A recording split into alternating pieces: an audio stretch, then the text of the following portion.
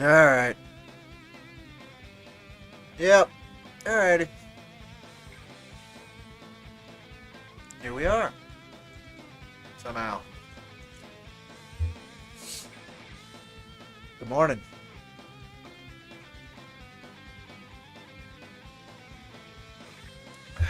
Hope you folks are doing well. Welcome to a new week. Oh, I didn't even check the stream quality. It looks like it's alright, but usually I do that first off. Yeah, we're alright.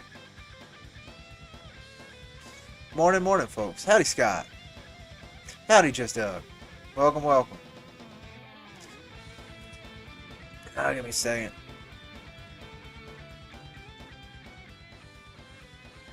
Lower that music a little bit down a pinch. I need the high octane right now, so you folks are kind of stuck with this high energy for a little bit until this energy kicks in. Because, man, it was a rough day yesterday, and it was a rough night, and then waking up in the same mood, it's fun. Let's see. This was kind of in general. I just wanted to stream. Good, thank you, Scott. I'm glad. Was a bit worried because it'll fluctuate, and it's just naturally how it does. It's the quality will fluctuate. It's just like the quality of the actual content within the streams will fluctuate. Much as I appreciate you, Luffy, you'll come back another time. In fact,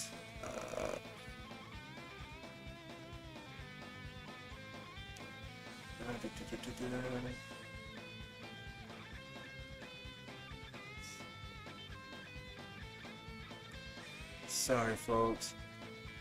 No, none of that. So then it is transition.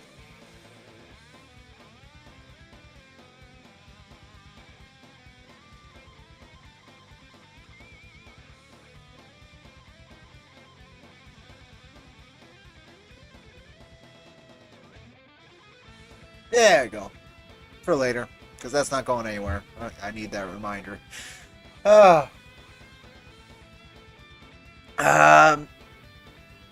There's things to get into today. None of it's like a big upper. I'd like to have something more to focus on in comics. Main thing I can talk about is I'm still plugging away at One Piece. I'm about 71% done with English releases. Volume 100 just came out last week, and that came in. It's really cool. So, sooner rather than later, I'll be caught up. Skip track. There you go. Yeah. I talk specifics about that. I don't know. I don't know today, folks. I don't know what I'm doing today. I know what I'm going to be doing later today, but I don't know what I'm doing here today.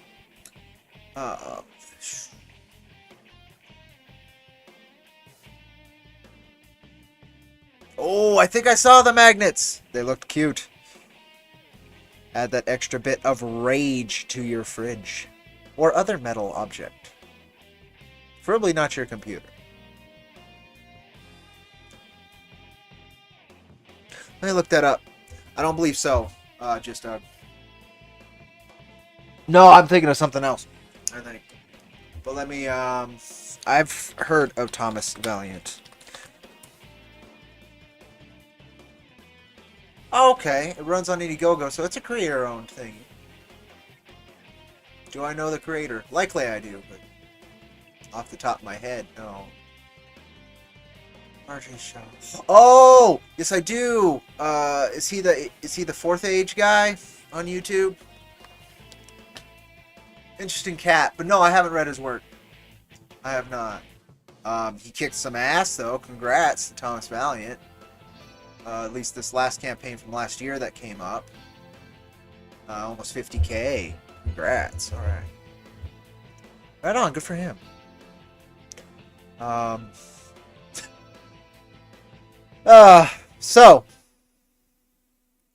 Sorry, folks. And then if I restart it, it'll be back in that beginning song. So, we'll skip. Nope. Nope. Nope. Sure. No. No.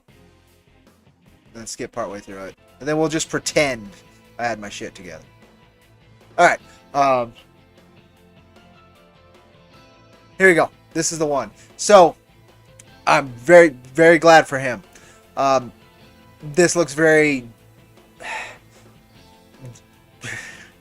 I'm in a bad mood. So, it's hard for me not to be very blunt. Like, I wouldn't back this campaign based on this image, because I'm not a big, like, basic superhero guy. The words I was going to use were... I mean, basic is rude, because it's not. I don't know anything about it. But first impression, right? I mean, there's a Mr. Fantastic right there. And it's not like an Elastic Man, where it's obviously a different costume or anything. It looks very much like Mr. Fantastic. But, you know, that's me. But I don't know anything about it. It could be great. I have no idea. But the first impression, for me being me, you know, it's not my cup of tea on solely the first impression. But man, congrats! And obviously, I am like in the minority in terms of things. Like almost 1,000 backers, 47K. Like I'm sure there's some meat, and the guy has some great hustle, and I've enjoyed his content here and there over the years. I'm less into a lot of his content is culture war based, and I am so tired with the culture war. Nobody's gonna win, and everybody suffers. But you know, however you feel about it. But that's me, right? It's a basic superhero story. Well, from his content, like he likes the older roots of superhero comics, which is wonderful. The heart and soul and the creators and all of that stuff is great. But again, like I don't even go back and read like many comics pre like late 80s, mid to late 80s. Like the oldest stuff I tend to read is about 80s, like Gru the Wanderer, not superhero based, right? But the original Chuck Dixon and Mike Baron Punisher run back in the day, Daredevil from back then I've read a lot of, but all this is like the 80s reboot stuff. Before that, the 70s and 60s stuff. I'm still crawling through Shield by Steranko, and it's fucking Steranko. It's Jim Steranko, incredible creator. Their taste and not the artistic style so much, but the writing styles of those older books can't hold me. There's a inbuilt demand in those older creators to deliver the most bang for the buck. That includes writers, and so they say a lot. Well, they talk a lot, and a lot of time they ain't saying much. And it's the same reason I have problems with a lot of novels, things like that. It's just you're not wasting my time if I'm enjoying it, but a lot of the time I'm not enjoying it when it's that stylistic choice. You picked up the book based on his YouTube channel, but you feel the same. You much prefer his videos about storytelling and the development of modern storytelling. Exactly. And obviously people enjoyed both his culture war content and believed and had faith in his ability to create a work based on his storytelling and his knowledge of storytelling and development of storytelling. So, yeah. Definitely didn't mean to talk down, but again, this is the only image, right? I haven't played the video, I haven't done anything, right? It just feels like Marvel or DC, and I am so tired of Marvel and DC. I wish I wasn't, but it's been at this point. I don't know. I don't know. I'm again. I'm in a I could. This is not. If you want brutal honesty. Like if I was doing a comic review or something, like this is the mood you want me in. But if you do not, there's probably not much else for you, because I could find a flaw in everything right now. But yeah, congrats, and I'm glad you're enjoying the book. Like, and I'm glad like almost 1,000 people are enjoying the book. Well, that's crazy. That's crazy. And obviously he delivered if you're reading it. So that's the big one, right? So congrats to him, man. Congrats to RJ. He's supported my work over the time too. I think there's a video on Jack Irons as well on his YouTube channel. So gratitude to the individual. Very much so. It's very 2000s DC. Yeah, DC I haven't read much of. Like there's some self-contained stories like Long Halloween, and Vertigo stuff, man. That was my jam.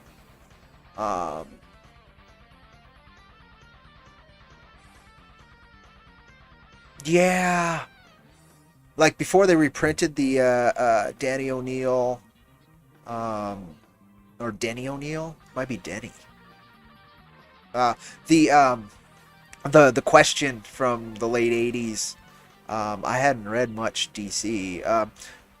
Jonah Hex, also late '80s. I read a lot of Jonah Hex, but late '80s, right? Like I skipped over like a lot of the early '90s to 2000 stuff, and then like Civil War was one of my big ones. I was like, oh, look at this event, it's interesting, and I read everything I could get a hold of the original Civil War.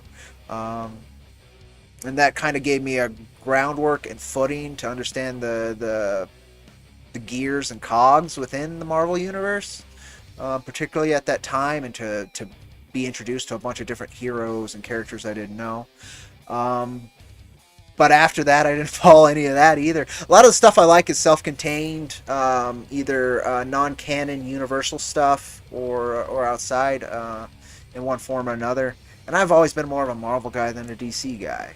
A really well done Batman story is something really special. Again, I can recommend Long Halloween and Dark Victory, personally. Serious South and Serious Earth as well. That's probably my favorite of Grant Morrison's work within the mainstream.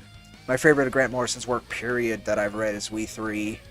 That thing is just soul crushing in the best ways. And then I've read some of his Hellblazer, and God, I don't like it. So he's pretty hit or miss for me. But I know he's focused more on that DC spectrum his entire career. Trying to think. I'd have to look. Yeah, like I'm crawling through the Demon by Jack Kirby for years at this point too, and it's Kirby. It's just the stylists, the styles. Just it's harder for me to do it. I've been spoiled by manga's pacing, like terribly spoiled by manga's pacing. Oh, what else is there? Oh, Red Hood. Under the Red Hood, I enjoyed. That's true. Killing Joke. Eh. Yeah, that's kind of what I got there, and then it moves into Vertigo. So yeah, I don't have much DC in that terms. In my long box, it's mostly Jonah Hex and Blackhawk. Blackhawks. I have a lot of Blackhawk issues I ended up with, and I like the old war story stuff quite a bit too from DC actually. Yeah. Hush. I've heard good things about Hush and Jim Lee, man. When Jim Lee is on, he's incredible. When he's off, but when he's on, Jim Lee is. I mean, he's Jim Lee.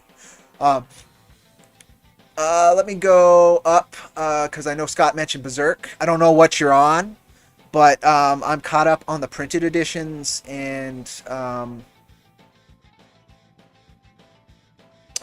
as long as you didn't have to sit on that boat for nearly a decade with like the fandom, the pacing and the actual flow of the story of Berserk at that end is, the ending up till now is really good. But having to have waited for Miura to deliver all that time, I see a lot of people being kind of pissy. And where Volume 40 concludes, hell of a fucking cliffhanger, man. Hell of a cliffhanger. Definitely if your LCS has it and you want to keep going, like I can't recommend Berserk enough. If you resonate with Berserk, it can do an extreme service for mental health.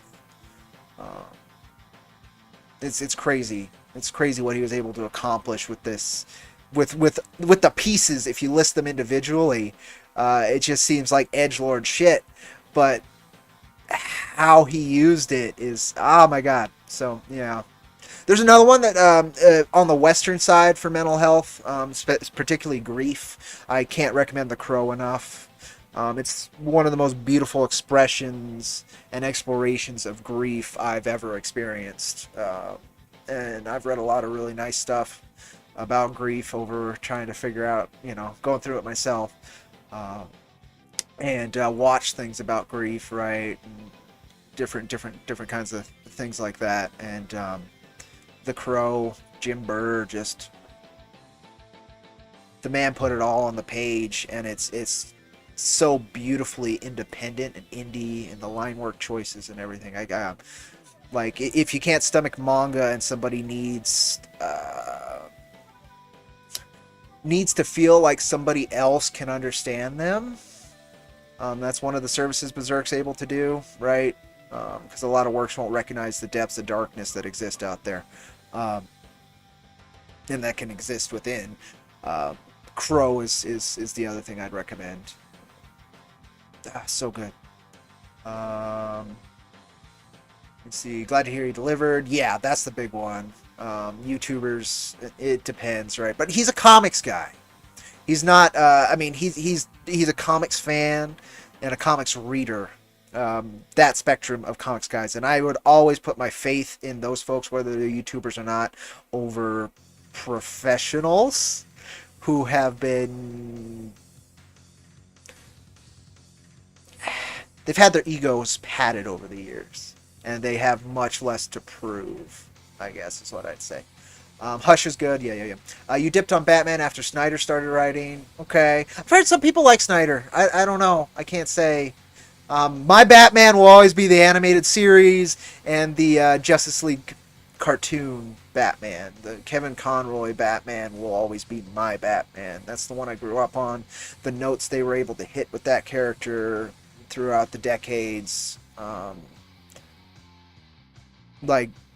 I love DC because of Justice League and Justice League Unlimited and the Batman animated series. That trifecta, or doublet, depending on if you consider Unlimited and Justice League one series or not. I wouldn't have a tenth my love for what DC Comics IPs are and can be without those series. So basically anything I read of Batman in particular is kind of judged by that criteria. And so like Long Halloween, it totally held up there. That's why I wasn't the biggest fan of the Nolan Batman movies, right? I liked The Batman a bit more than the Nolan movies, which is heresy in a lot of circles. Simply because I could feel Pattinson's... the heart was there for Pattinson, where Bale didn't have so much of a heart. He was just an angry young man.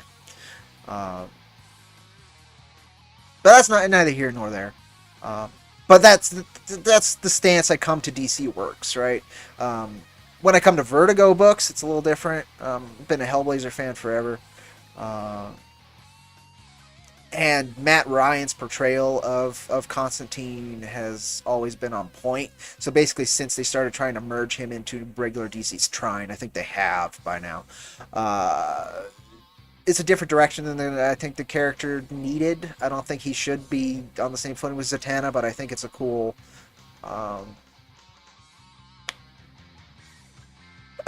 There's lots of possibilities for very cool interactions with how different John is compared to the rest of the DC universe. So, I don't hate it. And the expressions I've seen, both animated and then others, have been pretty good. Matt Ryan is an incredible job as John. But again, that's my DC spectrum, right? It's lesser than a lot of people's. You're still very early on. You're on volume 3. Oh man, yeah. Okay, so since you're getting through the Black Swordsman arc, understand, and you probably do, that whole arc. So if you're looking at what the work I've done so far on Jack Irons, it's feeling out what to do, and setting a tone, style, and developing the character. The Black Swordsman arc is the roughest arc. It's the roughest, and it's still really good, but it's the roughest. It has the least to say. It has the weirdest feeling to it. He doesn't quite 100% understand what he wants to do, but he has the direction he wants to head in. By the end of it, once he hits the Golden Age arc, you should be hooked. If you can get through the Black Swordsman arc, and then hit the Golden Age arc, which I think is like volume 12, 13, something around there, you're in for a hell of a ride. And then after Golden Age, then there's a Conviction arc where he about dives as far into the darkness as he's gonna. Like, it never leaves. It's part of Berserk's, like, soul. But, like, the Conviction arc's like, let's see how far I can take this. It's got a very Inquisition vibe, if you know what I mean. A lot of torture and sacrifice and religion and all that fun stuff. But then after that, the series changes radically in one of the most beautiful ways over the rest of the series. I can't recommend Berserk enough, because it's another artist who put his soul on the page, literally to the point of health detriment there. And you can see Miora's personal growth throughout it. It's incredible. You've watched the Golden Age anime, so you know the plot. Okay. Howdy, Dutton. Welcome. We're just chatting. That's what attempting to do with Wrath. We'll see if you can pull it off from your own way. Right on. Kevin Conroy, yeah. Way better than it had any reason to be. Great stuff. Yes, it is, and continues to be. There's rough, goofy episodes in the animated series, of course, but like when it was on point, and just the beauty of it, the dark beauty, the gothic architecture choices, the acting. It's such a good series. Your only complaint with the Batman was when he walks up in front of the club as Batman. Yeah. That's fair enough. My main complaint was it just went on forever, and the darkness it chose to indulge in with the Riddler and this sense of, I don't know, like, I still haven't found a Batman thing I loved that wasn't animated. Like, loved. I didn't love the Batman, but I liked where a lot of people didn't like Pattinson. I did. But there's some weird stuff in there. There's no question. I liked Catwoman in it too. She did her job just fine. It was another one where they shoved a little too much into it. And honestly, the main thorough plot with the Riddler, I tried to watch it again, and like I can dive into dark stuff, but I'm not a big fan of like true crime stuff and just the sadism that can be present that allows people to have this weird twisted sense of Schadenfreude. And that's a big part of the Batman, right? I don't know. I can say I enjoyed the film in the theater. It was very long. But there still hasn't been a live action Batman I really liked. Like the Batman 89, I enjoy.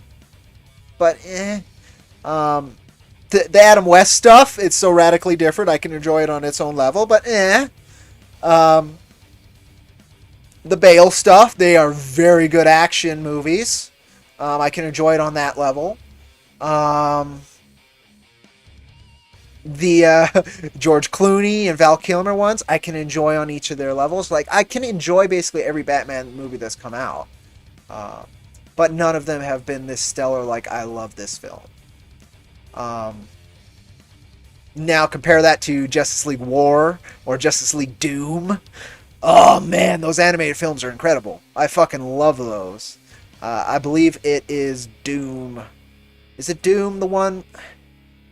Okay, one of them, it is supervillains use Batman's own plans against the Justice League to defeat the Justice League. I fucking love that one.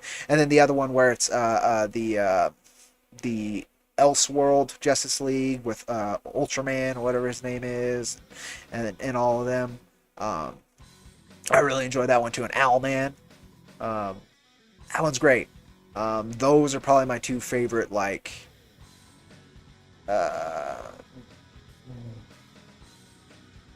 of those kind of films, but they're not just Batman films. God, Batman and Harley Quinn was terrible.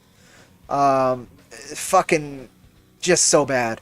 It's just so bad. It's like but I'm just trying to think of the Batman films I really enjoyed. The Batman Scooby-Doo one I enjoyed, if I remember right. Right? Like, there's some weird stuff they've been putting out forever on their animated side, and I appreciate they keep trying different things. You don't know if you've seen or read Goblin Slayer. I haven't, but it is Berserk Light, especially the side manga Goblin Slayer Year 1. I haven't. I've heard good things. I've heard other things. I don't know if it's particular flavor of Grimdark is for me. I preferred Berserk basically after Conviction. Everything up to the Conviction arc is just world building and character building that pays off later. And it's beautifully done. Most people, the favorite part's the Golden Age arc, and it is a wonderful story, no question. Expertly pulled off with details and artistic choices that most would be far too terrified to choose. But like the darkness of it all, meh. And so if Goblin Slayer doesn't have that heart, like, I'm not in it. I'm not into Berserk because of the grim dark. I'm into Berserk because of the heart. So I don't know. I haven't heard Goblin Slayer's heart, so I can't speak to whether or not it's for me. Mortal Death God, you donated and shared to the GoFundMe. It's not much, but I might be able to. You folks are being way too kind. I am spooked. And by the way, Justin, thank you so much for your help on that. Mortal Death God, thank you so very, very much. I've been stalling on that. So I've been stalling here this morning talking about it as well, because it's just, it sucks. But, yeah. Skip track. Skip track? Fine, I'll do it myself. What do I even pay you for? Alright. No. Okay, most of this is going to be too much for me right now. That's a little better. So I've been stalling on that, but thank you both so very, very much. I had been stalling on this since my dad's death, because he left everything in kind of a more complicated position than it needed to, because... I mean, I explained in the GoFundMe, but there's a certain sense of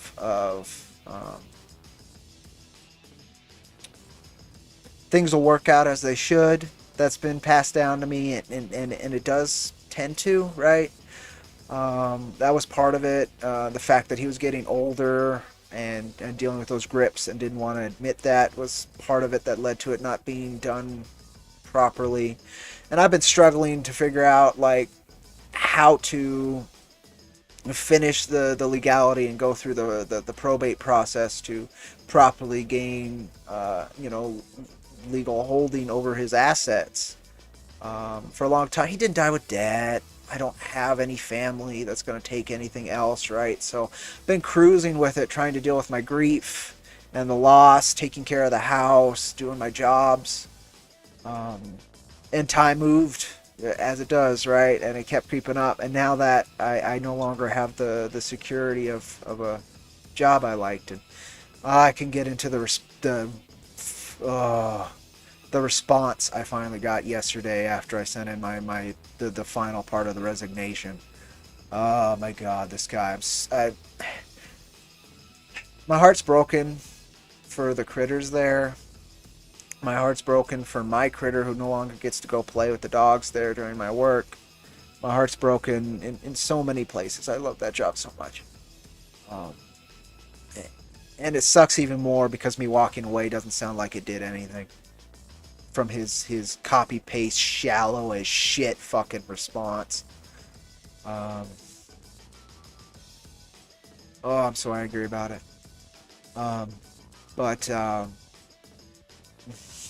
Anywho, without that security, right, I can't keep piling on these stress factors. I could bear dealing with this and trying to figure out make sure Jack 4 is moving, produced, and sent out, make sure that those funds are doing exactly and only that, at the same time, saving and trying to figure out a way to pay a lawyer to help me figure this out. And I just been stalling and stalling because it's a hard thing to face.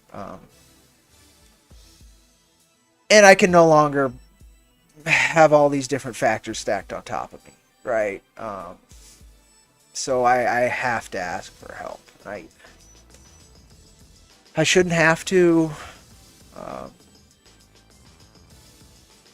but if I don't, I'm just going to keep stalling, and it's just going to get worse, particularly if I'm unable to find consistent employment again within a relatively quick amount of time. So that's kind of why I've... So if you folks aren't aware, I was avoiding this part simply because of that. But, sure, we're somewhere like there through this track. Come on. Oh, not there. There. Yeah, sure.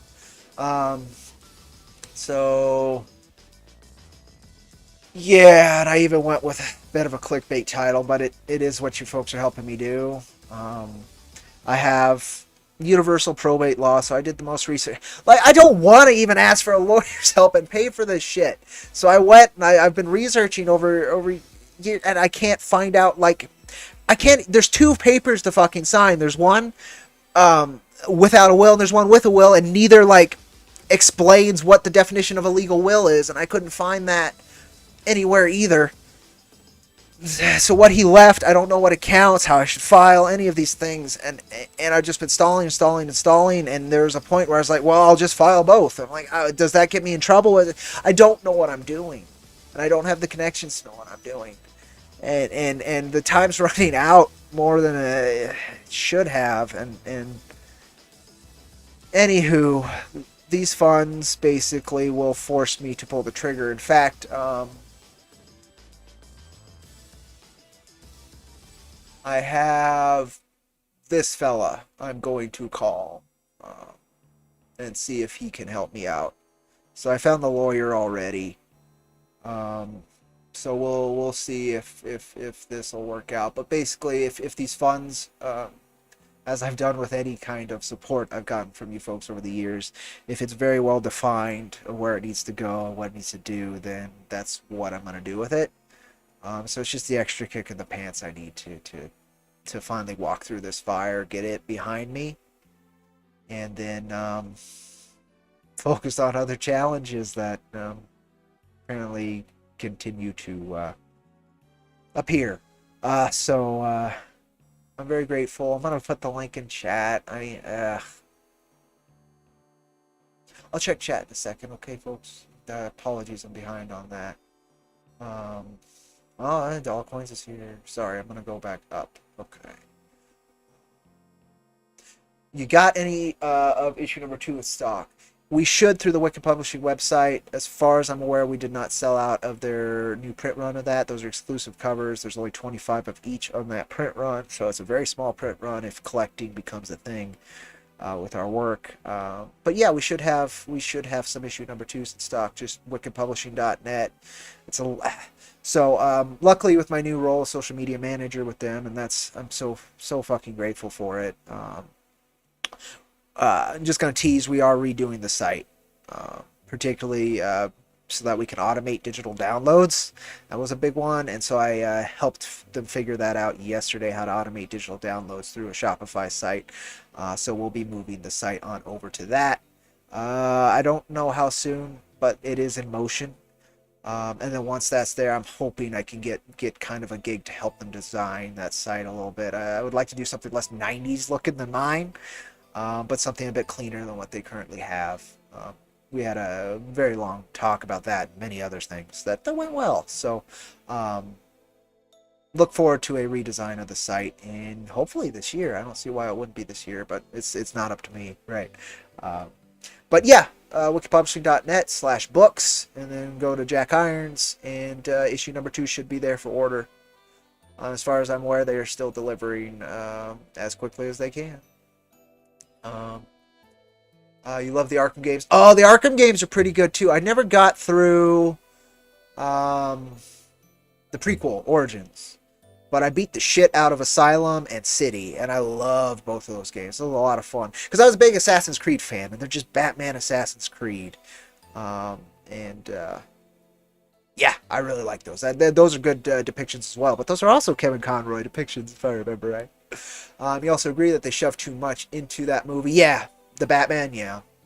Um, it's doomed. I'm not sure what's doomed, but I'm sure it is. Tim Burton ones, you love the city does. Oh man, it's so good. The city designs on the you're correct there, Dutton. On the Batman city designs, they looked really good. I really liked those two. It felt otherworldly and comic booky, but it was just grounded enough that you could lose yourself and everything. It was very well done. Very well done. Crisis on Two Earths. That's it. I like that one quite a lot. I should check out 66, 67 of the Batman manga. So I got, welcome Max said, by the way. I've got the Deadpool mangas they put out. That's my first four-way, and I'd like to discuss it once I read them. Four-way into mangaka taking Western IPs and doing them as manga. I'm very curious. I've heard good things about the Joker one. As usual, mangaka tend to knock it out of the fucking park when given an IP. So I am very curious, and that sounds really interesting.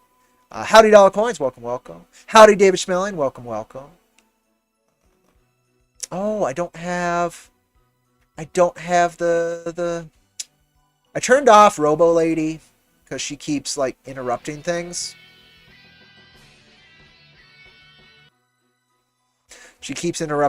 So Robo Lady will only appear on the draw streams where I'm not able to read these.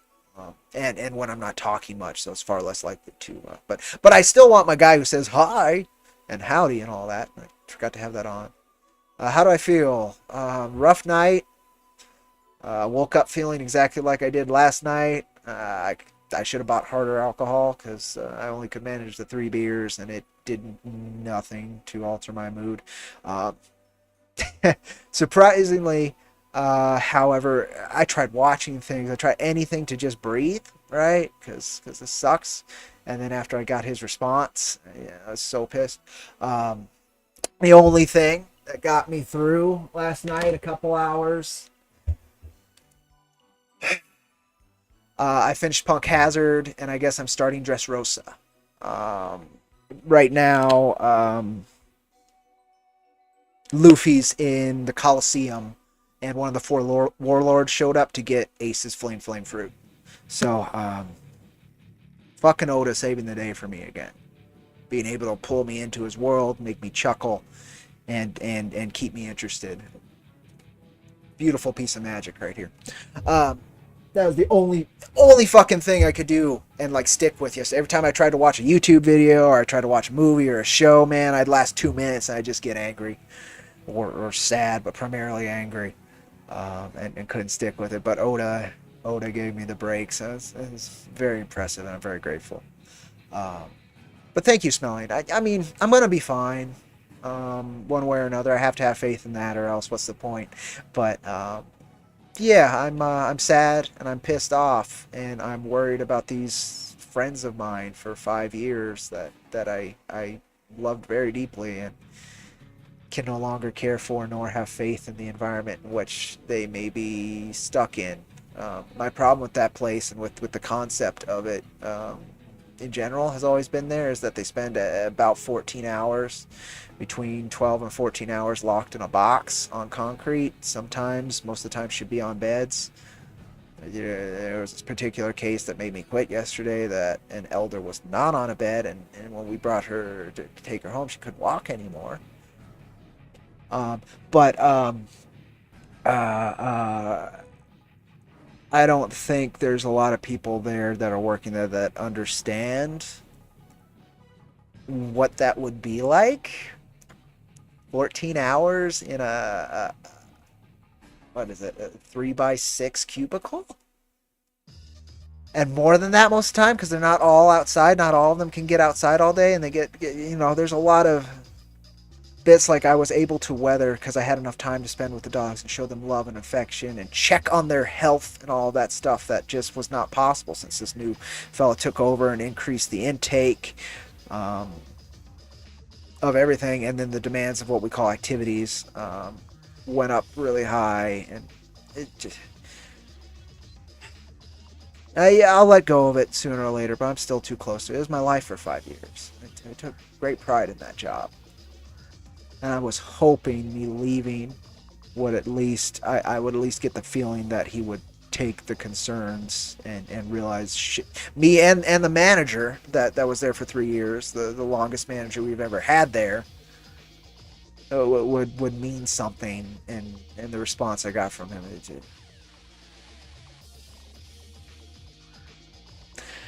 oh well. Sounds rough. Didn't know about this. Yeah. Tiny Lita. Yeah. Oh no, people are gonna know your real name. Oh. We didn't say who, but there are some real names here. Don't worry about it. I don't know who's who. Don't worry about it. Just I'm sorry though. I'm sorry if that is a thing. I didn't consider that as a factor. In the future, there is usually an anonymous option for GoFundMe's if you're worried about that. But we don't know who you are on this, so I think you're okay. Oil company buys my house. Land's worth $2 million. Mining company wants it $10 million. Yeah, right. That would be nice. Let's just say I'd make a lot of funny books if that was the case. You're going to have someone look at this. I don't know, look at what, but thank you, Scott. Appreciate it as always, brother.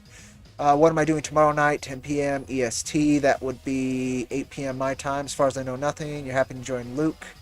Talk Comics, GoFundMe. I appreciate that. There's another fellow who asked me to do a connection tomorrow. I'd like to, Justin. I'll let you know either way some point today. I don't see why I can't. I don't see why I shouldn't. So, yeah, I'd appreciate that, brother. I'll get in contact with you. Probably through Twitter. That's my main bit. And if for some reason I don't, feel free to nudge me. But let's do a tentative yes. I'd like to, and I need to. It's hard for me to suck up my pride, folks. It's really hard for me to ask for this stuff. With the crowdfunding, at least, like, the funk band leader kicking in and wanting to say, because he heard the word funding and heard it as something else. But it is what it is. Post a link in the chat. I believe I did. It's only $8, so you can get it eventually. Oh, sorry, folks, I'm behind. You didn't know whether to buy the comic or just donate, but you chose to donate. I appreciate that very, very much. Max said way back in the 60s and 70s, they did a lot of Marvel manga. 60s and 70s manga. Oh, shit. Okay, I'm unaware of that. I'm very unaware of that, Max. Okay, I'm gonna have to look into that because that's a whole different generation. That's that generation is super Tezuka influenced, and it's a weird vibe compared to modern. So yeah, I'd like to check that out as well. Oh yeah, then of course Spider-Man. Yeah. Okay. Batman was one of the only DC properties to be adapted back then. It was collected in English as Bat manga. Okay, I'll check that out. Bought a Spider-Man graphic novel done by that bothers me. I don't remember his name right now. But yeah, you haven't read it yet though. The art looks great though. Yeah, his art was very fun. It's a light. It's those really delicate pencil lines that some mangaka are really good at. Usually the female mangaka, but there's some masculine mangaka who can do those really delicate lines as well, and he was certainly one of those. Dressrosa is an interesting arc. One of the best moments happens there. I'm curious. I'm getting there. We finally met the first guy from the first samurai, right? And his son, who could turn into a dragon now, and they're kind of setting up for later. I don't know. I'm very excited to continue One Piece. I'm very happy with it, like overall. Very cool stuff. There's some slow bits. Fishman Island was the slowest bit for me until I got to Queen Otahime. Once I got to Queen Otahime and I saw what he was trying to say with it, fucking hey, Oda. But all the way up until they start talking about Queen Otahime, man, it was so rough. But once they started talking about her, I was like, oh, shit. And then he presents basically racial conflict in one of the most wonderful ways I've seen expressed through her work. The whole, don't let the children see bit of it. Like, man, Oda. I was watching a documentary on the Shaman King creator, and one of his big things is like, well, I had to come up against Oda. And I can see if you're judging yourself against Oda and with their culture and with how their business practices work in Japan, like it would be impossible not to. I can see how he became disheartened with his work. And it sucks because Shaman King at its highest points is absolutely incredible, and its lowest points aren't. It's better than most, like 90% of low points in Western media, like way better, even though it's not the best it could have been. And so he judges himself far too harshly, I think. But yeah, I can see how he does again because he came up against Oda. Yeah, it's tough. Dressrosa is much better read in volume set rather than the weekly chapter read. That's good. Doflamingo, one of the best villains. I agree so far. Like, they're keeping him pretty floaty still, so I'm very, very curious to see how that develops. Howdy, Mrs. H. Do you have yard space to start a doggy daycare? That's a good, here. So this is what I'm working on now. I'm still waiting to get approved. This is a site called Rover. Basically allows you to book that stuff. You can book drop-in visits, you can book dog walking, and yes, you can also book for dog daycare and for boarding, right? So I'm going to look into that. I want to feel it out and see if there's even a demand for these two much simpler things. Theoretically, there should be. There's only about 12 other workers in my area. They're all women, which I get. People are going to feel a lot safer with a woman coming into their house than a man. So that's why I'm kind of worried if I'll even be able to find footing with the simpler stuff. But once I do, yes, I do have yard space for that. Very much so, in fact. And so I would like to do that if this works out, and this is the avenue to do that. Baby Lita, slightly bigger, cocky Lita. Sissy here now lives in Las Vegas. Stoli passed from cancer a year or two back.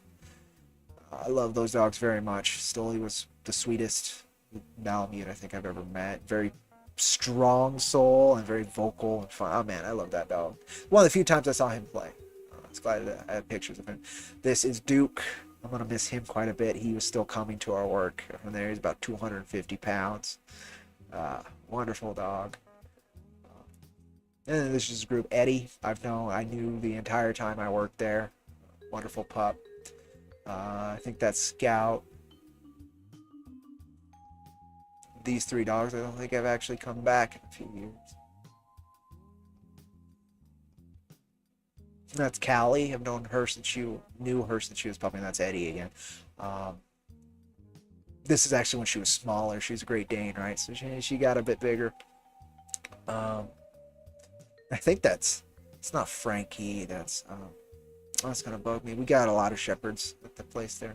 But anywho, yeah. I'm gonna try that, Mrs. H.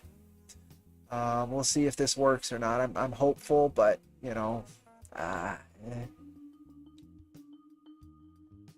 You're joking, you don't care. I wanted you to know my... Oh, ha! Okay. Cody, you can start a doggo company. You have all the contacts. He has the acreage. Yes, I do. I don't... This isn't commercial possible land, though. Skip track? Okay, I'll skip it myself then. So I don't think I can do it from, like, a facility area. Plus, I'm like within a couple miles walking range of where I worked. I say walking range, it's about a 2.5 hour walk, but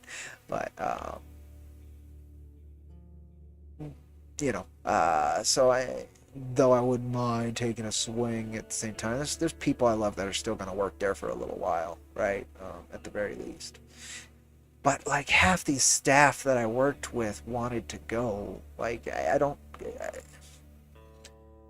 understand this.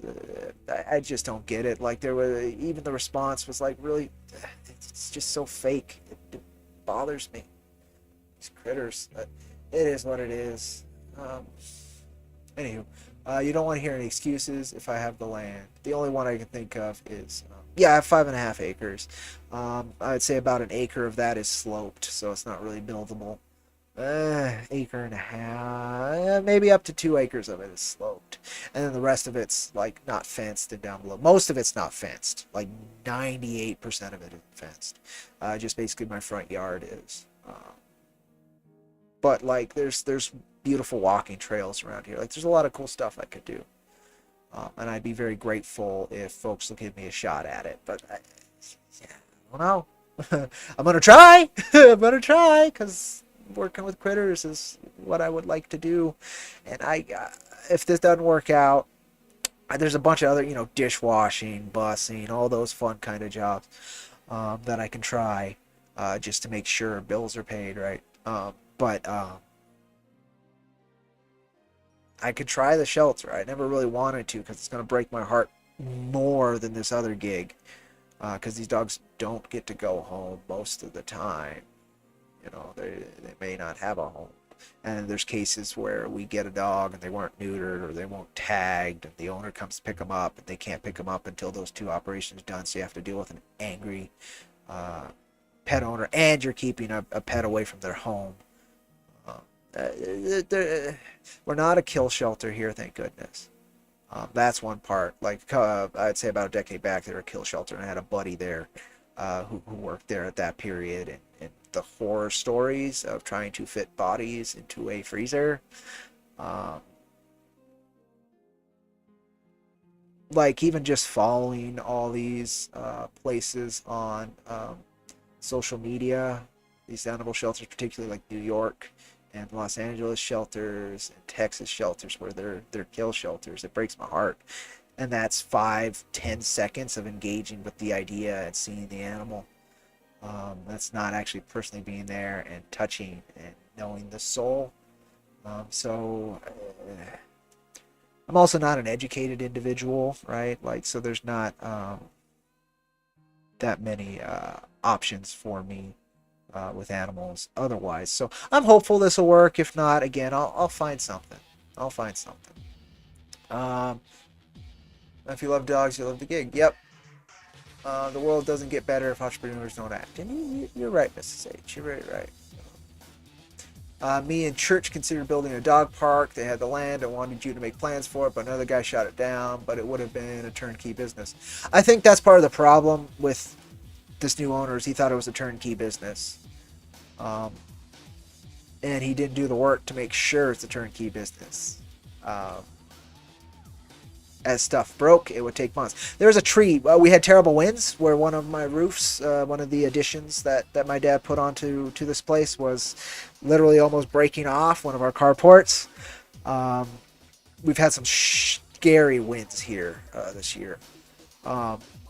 And a good chunk of a tree fell down in the middle of one of the courtyards, and it's been 3.5 months, and it's just cutting up the piece of tree and moving. It's like an hour of work to get it out of there, and it's still there. It's still there for months. We power wash the crap and shit out of and piss out of runs in the morning because again they're stuck in there 14 hours. Some of them did not get out enough to use the bathroom, so they're stuck in there with their waste. Yeah, that's fun. And so power washers, right? And the power washer that we had for years busted about the time that he came in. It took forever to get it replaced. And he replaces it with the cheapest fucking use once or twice every month to wash your car kind of power washer that we need to use every day. And that broke within a month, and it has been replaced. The guy... Yeah. Anyway, I have to accept it's no longer my responsibility, and the animals that I loved, the friends I made there. Again, one of my favorite parts about the job is I made a new friend every day. There's nothing more I can do. I literally did as much as I can do except for stay there and watch them suffer. And suffer alongside them. And I was hoping that wasn't going to be necessary if I did this. I was wrong. It's fun thing about that. You can find out how much land you dedicate to it and take a tackle refund. Interesting. Yeah, I don't know these things. I'm a big kid, folks. So yeah, something to look at. You'd have the card reader in the gate, and people would sign up, bring their dog whenever they wanted to. Oh, that's neat. Mrs. H is a farmer. She knows. She's a hay girl. Fishman Island is more a world-building arc than really anything else. Yep, you're right there. That's a good idea, though. He can have a portion separated and people can come play with their doggos. I do have a great chunk of land right next to the house there that is flat and nice that could work very well as a dog park. And that is about I don't know, that's an acre and a half, 2 acres till it gets to the slope over there. It's a lot of space. It'd be a lot to fence. And I don't know the laws around here, and I don't even own this place right now. That's why I'm doing the GoFundMe. I've been squatting for a year and a half, right? Okay. Oda said the same thing about Dragon Ball Z. He started One Piece 3 years after DBZ ended, and Jump was at their lowest, and he was angry One Piece was being compared to Dragon Ball Z. That makes sense. You were going to sign up with Rover the other month, but did DoorDash. Interesting. Cool. You love the Rover idea? Yes, I do too. I hope it works out because it's the simplest way and it allows me to not have to manage the taxes and all that fun stuff myself, even if it is kicking back. So it says $25 a visitor drop in, and they take I think 18%. So it sucks, but at the same time it'll automate, and then it gives them all the trust. It gives owners the trust and a middleman to fall back to right? Just like when I'm going through a crowdfunding campaign. That's the main reason you do it through one of those sites is there's a certain level of trust and accountability that comes in with using a larger corporation compared to the individual you're actually dealing with. So I'm hopeful. That would be the gig. And the funny thing is I don't have to do as much work to make more money through Rover than I was making over there. This Friday, I had 13 walks I needed to do within 5 hours. They need to be 20 minutes apiece. You do that math, it don't work. But there's so many things. I guess I made the right choice. It's a painful one. It's one I'm actually, going to be grieving for a while because I'm not going to see my friends anymore. And I'm leaving them without. It is what it is. You heard the Rover app has a reputation not working and registering walks. Thank you. It's good to know. Ugh. Okay. I could also do it myself with Google Docs. You are right, but I don't know Excel. I'm an uneducated lout. Cody, we can build that playpen. Just give me a 6-pack. We'll get it done. I'd do more than a 6-pack, bro. Pay you if I could. Cody, if you don't try, you'll be very upset. Well, I am trying this. If it's the yard stuff, I don't know how. I don't even know where to begin, except for this. So it's a start at least. Home business, not corporation. Vince McMahon. Oh, so what? I gotta leave in what 50 years for sexual harassment? No, I know what you mean. Drawn Talk, you're probably gone by now because I'm so far behind on messages, but nonetheless, thank you for stopping in. You support, and you're going to try and rustle up something to help me out. I appreciate that. No need. You folks have done more than enough. I've always asked for more than I think I should, and to live with that, I've always tried to give back more than I receive, and so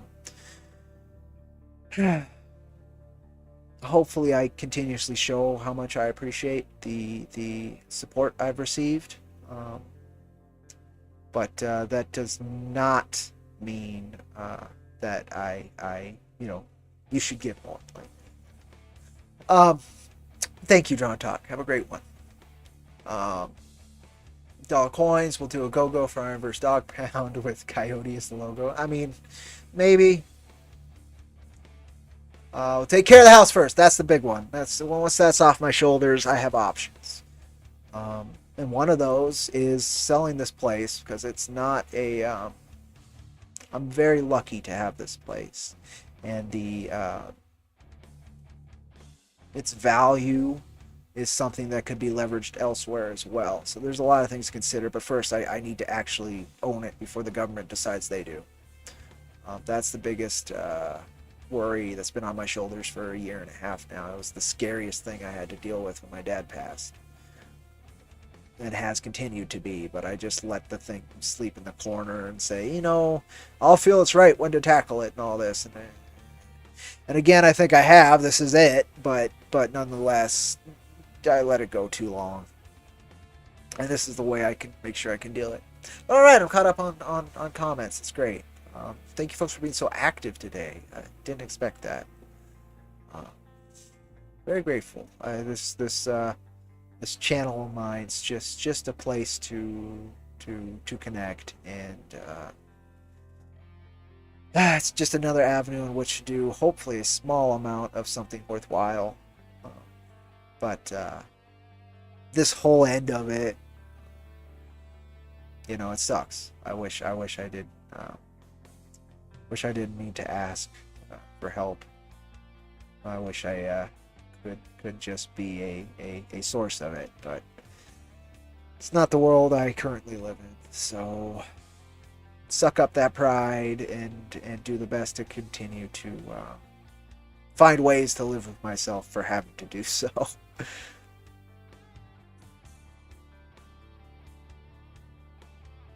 Yeah, you lived in a house that your landlord stopped paying the mortgage and the bank sent costs. That's different.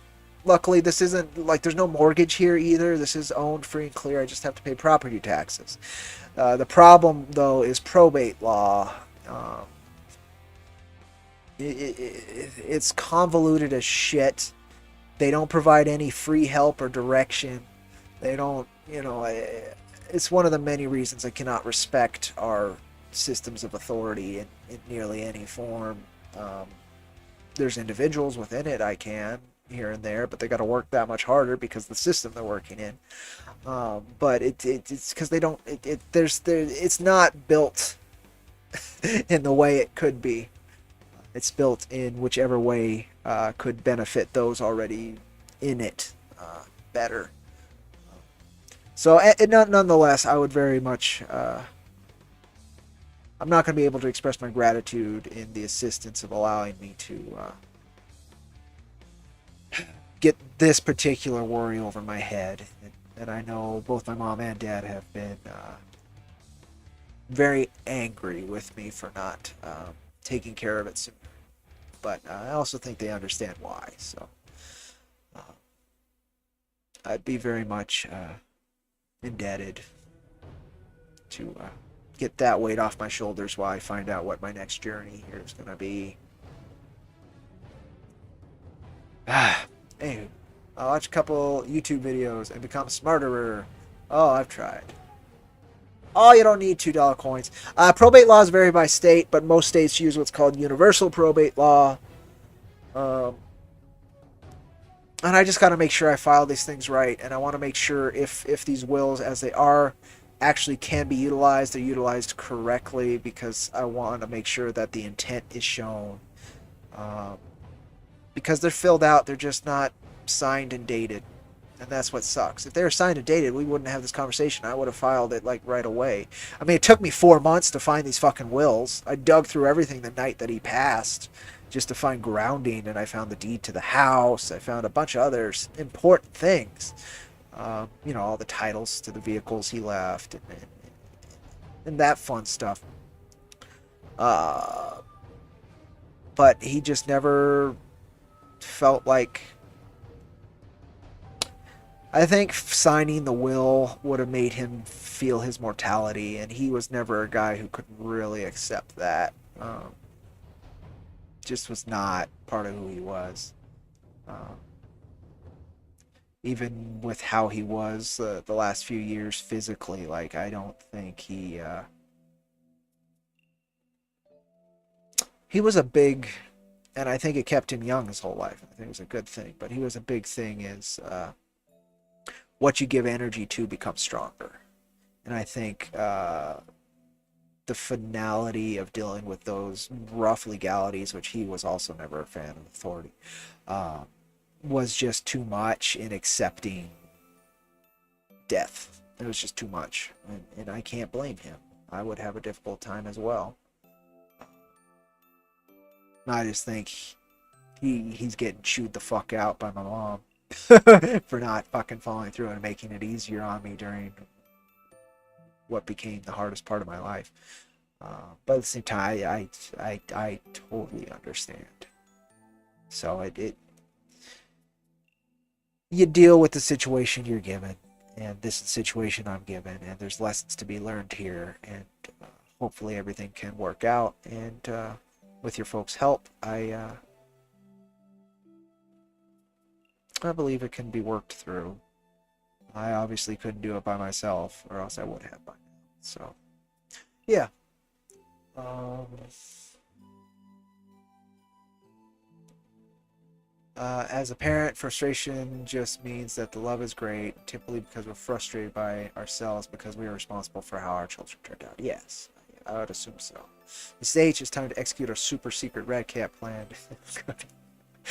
Oh, it's so super secret. The moment you decide to take action, the frustration leaves and pride swells. Parenting is an insane emotional. I couldn't imagine. I couldn't imagine. Um, yeah, I could. Um, if I'm blessed and lucky enough and find the right person, I would very much love to understand and find that out. But best I can do is taking care of my fur kids, which to me is, I mean, that's my family right now. So whether or not people believe that level, I certainly do. So uh, do I understand 100%? Hell no, I could. Uh, the biology part of it just isn't even a factor, right? That can be a huge factor. But and the difference between a human soul and a critter, but yeah. Anywho, thank you. I guess that's all I can say. Seems like it's pretty straightforward. Just need help crossing the T's and dotting the I's. That's my hope, Scott.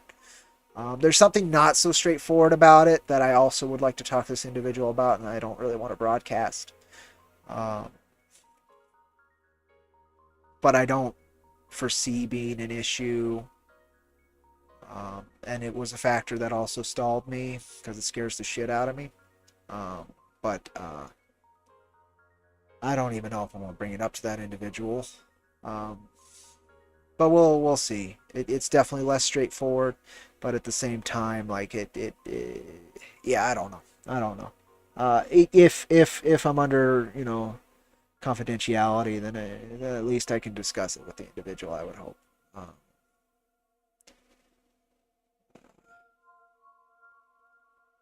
And the wills show his intent aside from that, but it's just he really did leave me in kind of a pain in the ass spot by not finishing these things. But it again, it is what it is.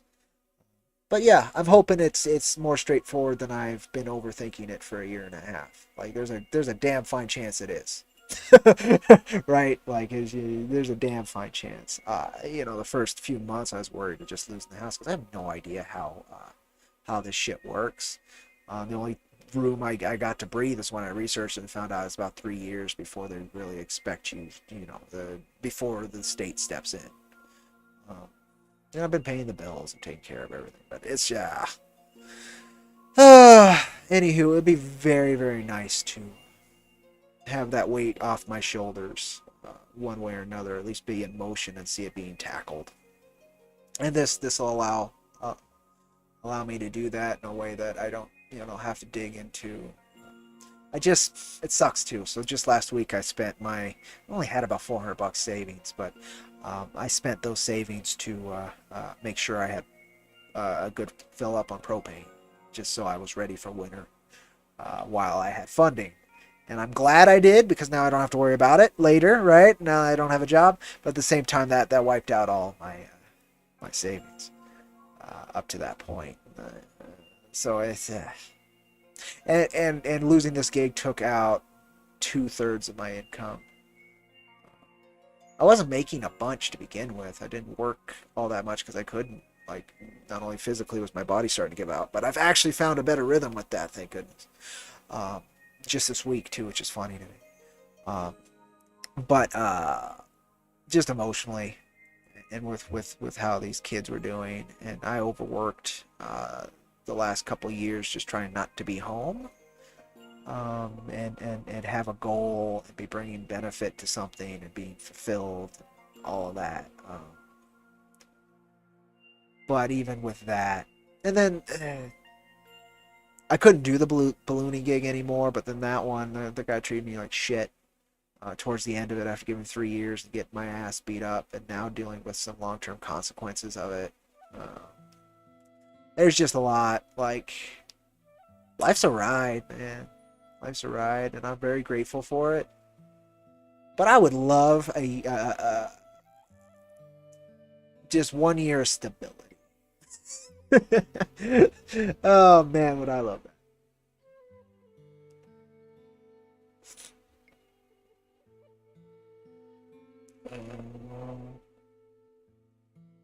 Oh, okay. Thank you, Scott. I will check that out. Let me just make sure I have it open so I don't forget.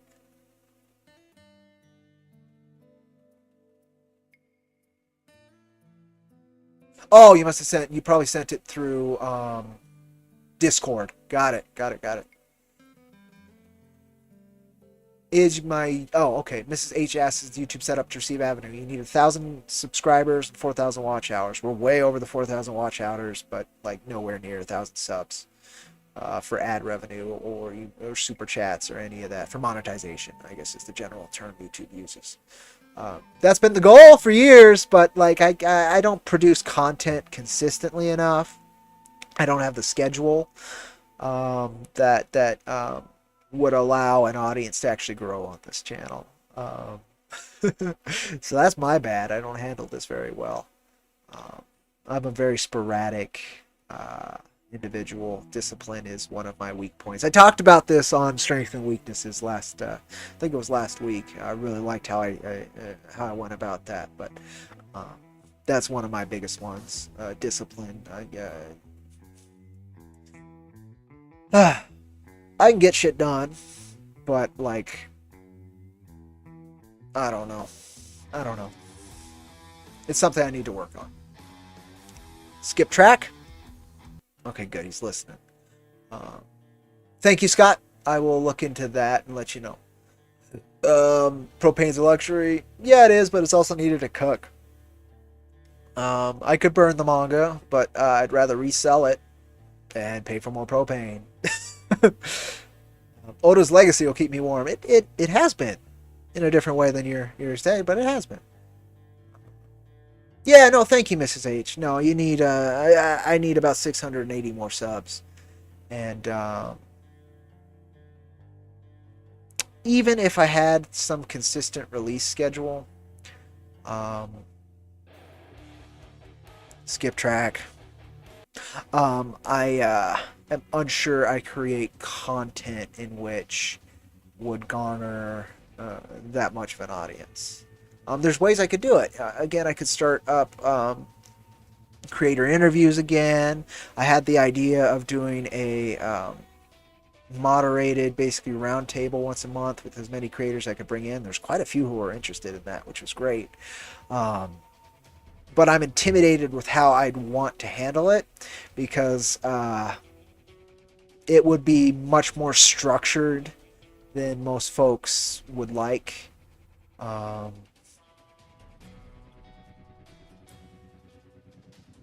And I'm so adverse to conflict, and it would require enforcement, and it would require enforcement on my end, and that would require conflict, and I have trouble seeing conflict as a net gain. I see conflict usually as a failure, so it's very difficult for me to want to engage things on that level, and the structure in which I'd like to set those up and work with them would require that. So that's just another thing I'm coming to terms with, trying to figure out. Like, quitting this gig was the first big source of conflict I've had to deal with in a while.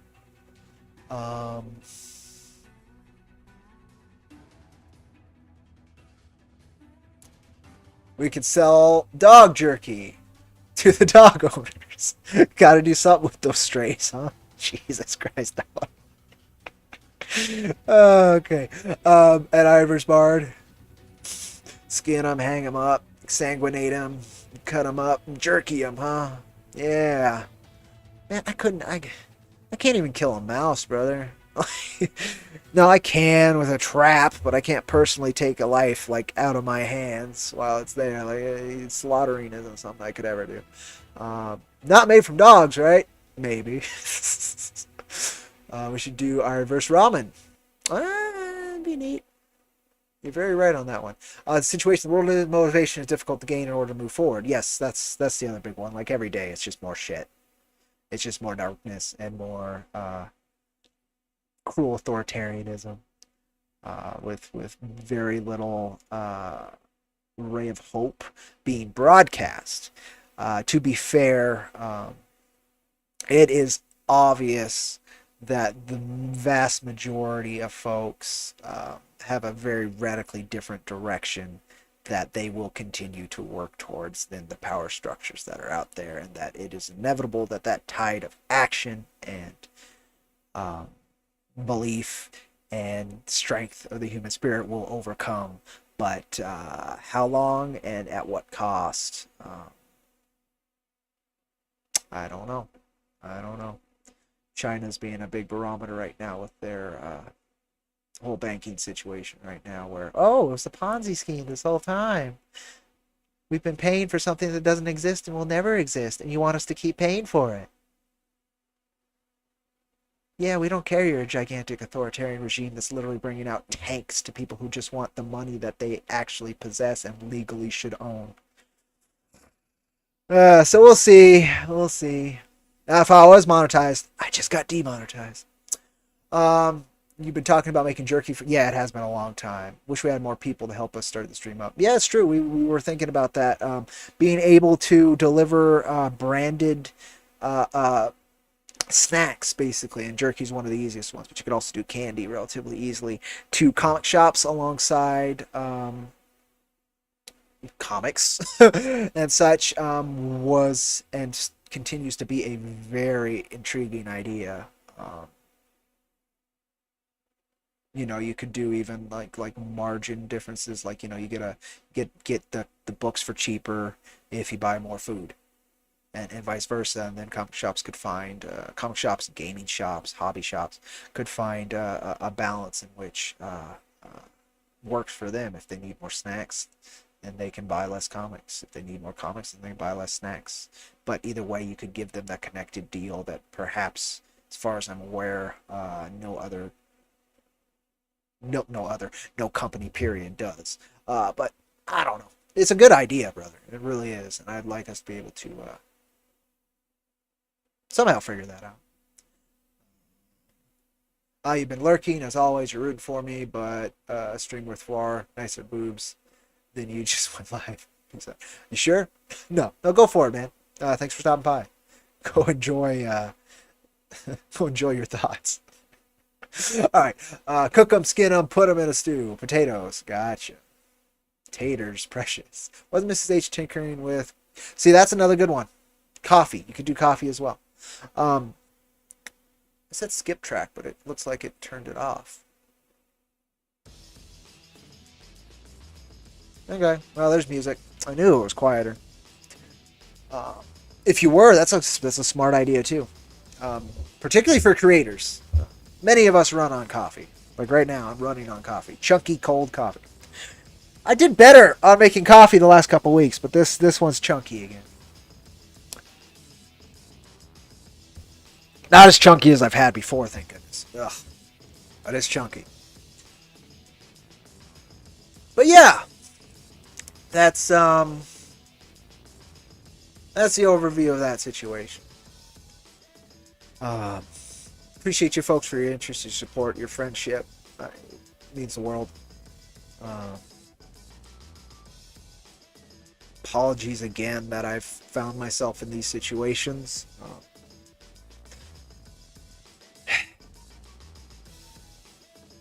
A lot of these situations, had I been smarter when I was younger, if I had not decided rebellion was the choice, to make. If I had realized that technique, practice, and dedication leads to freedom when I was younger, I would be in a very different place. Probably both for good and bad, but in terms of having to deal with these kind of things, I'd probably be in a better place. But no, again, not the world I found myself in, and not the world I created for myself. So that's fun. But again, all I can do is ask for what I need and work very, very, very hard to pay it forward and back in any way I can.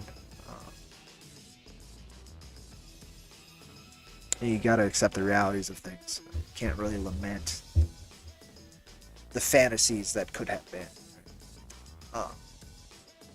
No coins with coffee, pumpkin spice.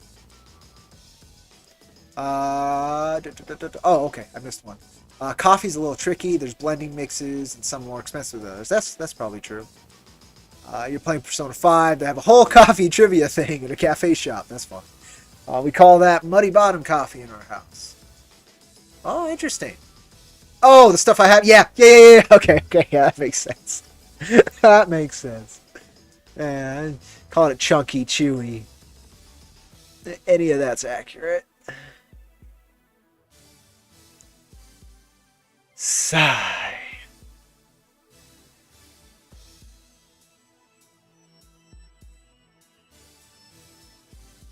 You folks are being too kind to me again. Let's see.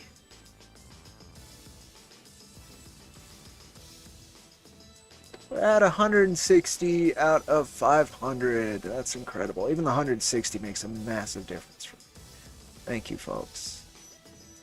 No worries. Things are tough. They really are. Yeah, and it's for everybody, right? I'm not unaware of that. That's the thing. And a lot of people aren't asking for help. But again, it is what it is.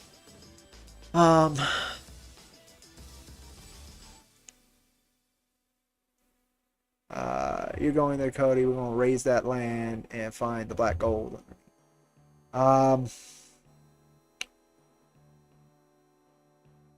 Yeah, I don't know what would be under there. Most of the valley I'm in is volcanic. So there's a lot of really hard rocks, so it's hard to dig. But I think they tried to do fracking here. God, I don't know how long ago that was. I don't think it went through. So, funny story around here. So, we have a small regional airport here. Didn't really do much forever. But then the military came in and says, oh, we want to do practice flights and all that kind of stuff around here. And that debate went for like 8 months. You know, you had idiots. Well, I say idiots. You know, I side with them far more than the military. But you don't present an argument like this to the military to win. We don't want your war machines plaguing Mother Sky. I'm like, yeah, I'm with you. But that ain't going to mean shit to the general, you know, to the colonel or whoever the fuck it was. But little things like that. We protested having a super Walmart here. We're very environmentally conscious in this area, like to a detriment in some cases. So I don't know. Like, again, I practice like you mean it. But you know, I'm talking like you mean it. But that's it's just something to talk about, I guess. The Gouda will summon all the tribe elders. His heroism will bring all the help we need. Oddly enough, I have a token from the tribe here, the Tiwa, the people of the Red Willow, that my mother got for. We had a big mountain fire on their sacred mountain on a 4th of July. I don't know how many years back, 06, 08, something like that. And so that destroyed a bunch of their ranches and a lot of their income. And she went there and spent weeks helping them bake bread and sell bread and earn funds. And so one of the, I think he was the war chief's family, who we'd known for a while, they came and within a year, they had dropped off this beautiful young buffalo hide as a thank you. It's in a trash bag. It's hilarious. I love these people. They kind of show up the door with a trash bag and say thank you and all of that. So I've got a reminder that that kind of stuff does matter. Right on the wall out there. Beautiful, beautiful buffalo hide.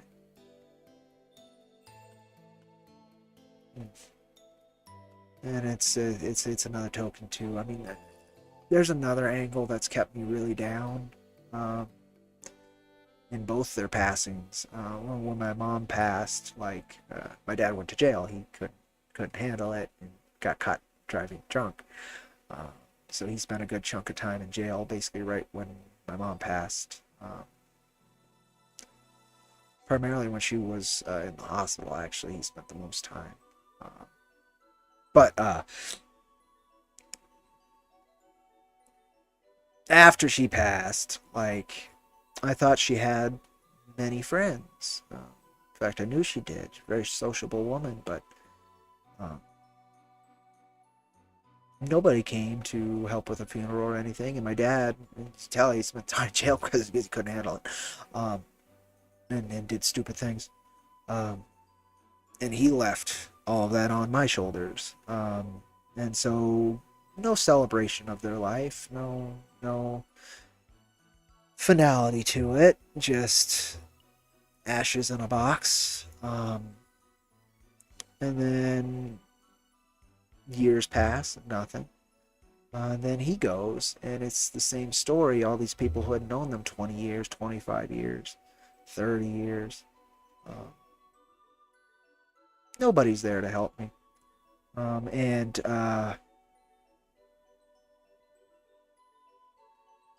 really gave me a perspective on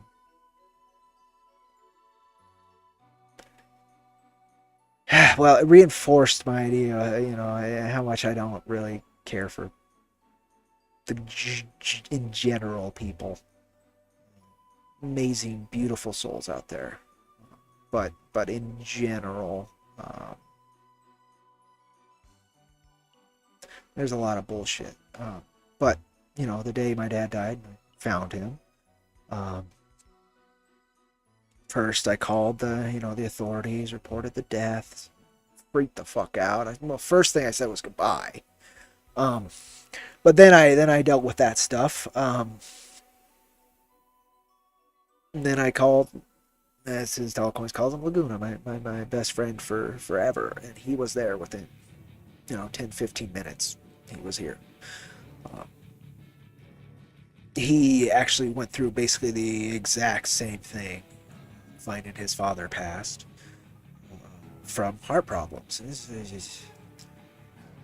And so, I'm very blessed. He helped me. He took me to the funeral home. He helped me pay for funeral, at least the cremation costs. At the same time, I mean, so my mom passes, my dad's in jail, so I'm left kind of screwed. My vehicle was gone and not working during the time my dad passed, so I needed, and so anyway, there are some really amazing people out there, but in general, like, I'm thinking about even my own passing, and I'm living here by myself. I'm lucky to see my friends, once a month. It's usually once every couple months. My job was my only consistent contact with other human beings, pretty much. I'm lucky. One of my other friends, an artist, and all of that. He's almost a neighbor. He's down the road. I've been taking him to the store every week and stuff, so I do have a person contact, so that if something did happen to me, it wouldn't take too long for at least somebody to know something was up. I don't know how long it would take, because I worry about my animals, right? But the fact of the matter is, life is so goddamn fleeting, and we love talking about, they live in your heart forever, no one's ever gone, all that. The harsh reality of it all is, in many cases, dust in the fucking wind. And so anyway, I've been dealing with that for a while, and at least getting the legalities of this place under me and through is one less bit of weight on top of what's become a very long, difficult, but very very important journey. So I'm very grateful, and with this loss of what was probably the strongest, most secure part of stability I have, it means the world to me to have help in facing this older challenge so I can deal with this new one. We'll frack the hell out of that land. Okay. Copy shop guys willing to work with you. You need to start a shop. Okay. Idea was that there'd be a coffee with an indie comic IP on it, and it's supposed to be going. Oh, that's neat.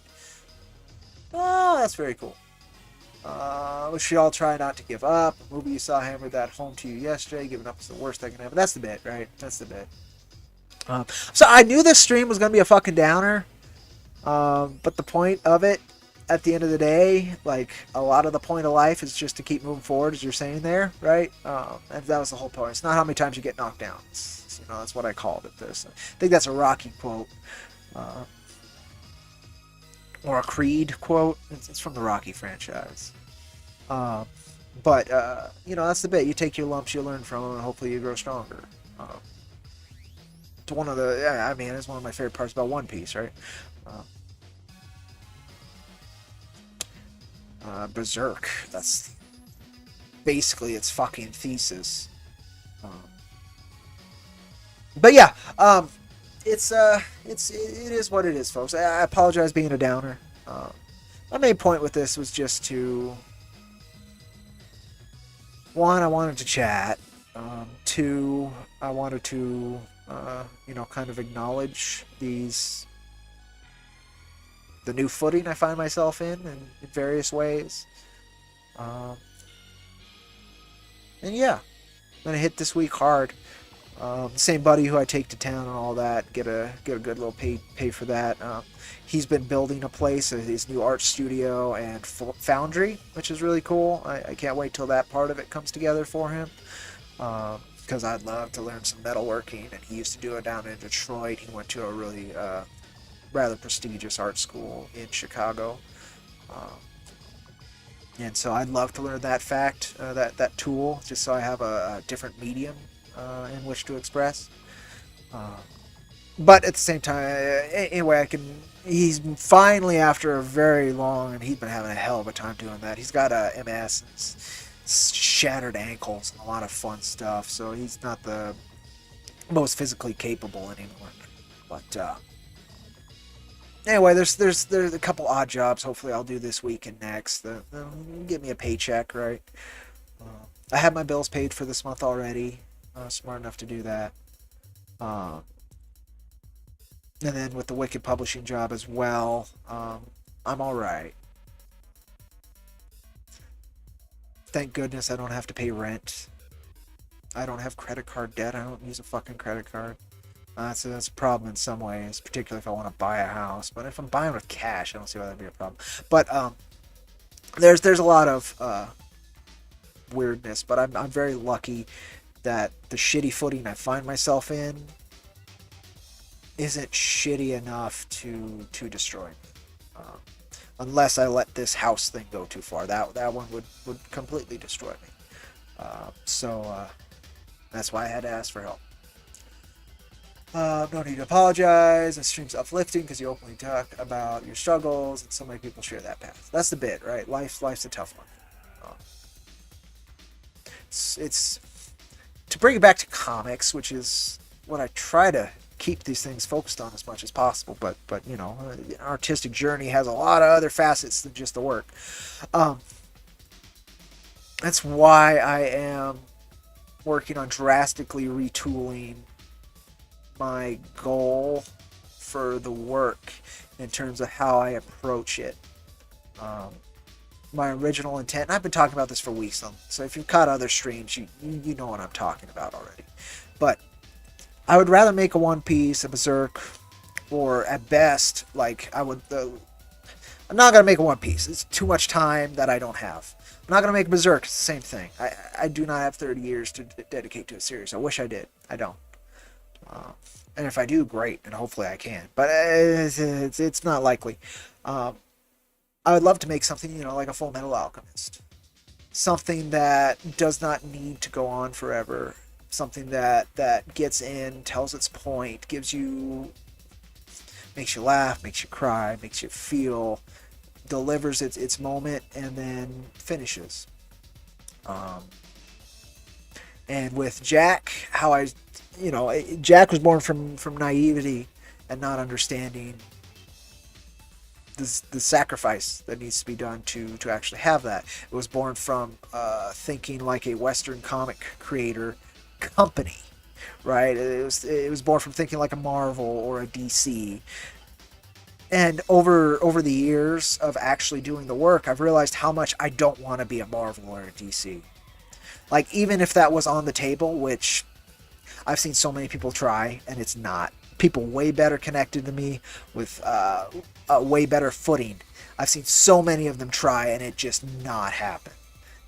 Valiant's closing right now, right? So like, it's just not possible. However, leaving something like Arakawa left, that's feasible. That's possible. And so I'm restructuring what it is I want to do without abandoning what I've already done. So my goal currently, and again, this is repeating if you watch these other bits, but I want to get to issue 6 of Jack, which will finish Jack Iron Steel Cowboy. What I'd like folks to understand with Jack Iron Steel Cowboy is that it's kind of like a Black Swordsman arc. It's an introduction. It's a learning the ropes of the work. It's a setting of tone. It's a character building and world building piece. But there's too much I would need to do to make it the work that it needs to be. So instead, and this was with the other titles, right? So that's part of why it's too much. It's like Jack would say its own thing, and then there's these other titles within it that would do it as well. And what I found in this work is that the only other titles that actually get steam are those in which the fellow creators and team members truly believe in, like the wonderful Scott Kish with The Recluse. Pages for The Recluse came in faster than almost anything we've done. Mr. Dollar Coins here has written so very... Dollar Coins took the approach I should have, in all honesty. 100% took the approach I should have with structuring and building Cactus Coyote.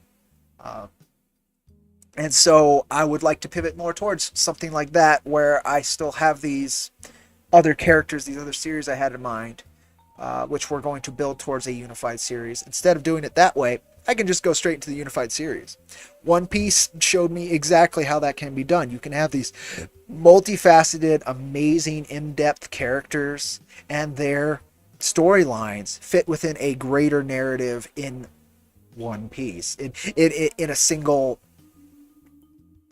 expression, instead of cutting them up and divvying them out and relying on multiple creators and working under you, which is also another thing that most creative people aren't that interested in.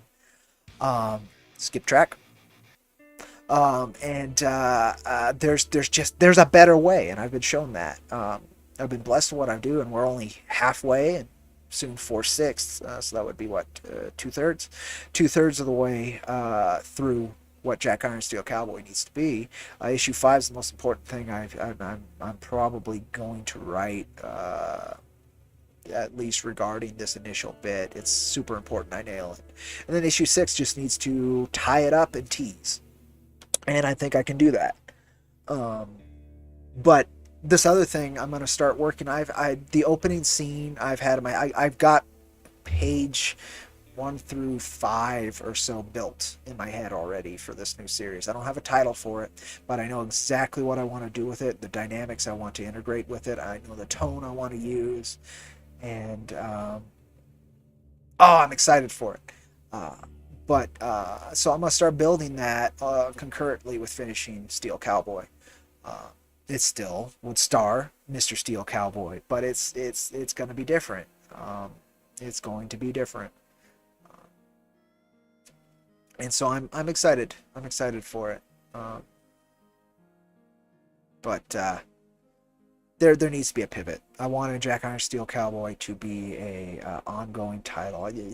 I was thinking too much like a Western creator, and the more I've read comics, the more I've enjoyed sequential art, the more I've actually participated in the medium, the less I've been drawn to the Western approach, simply because it is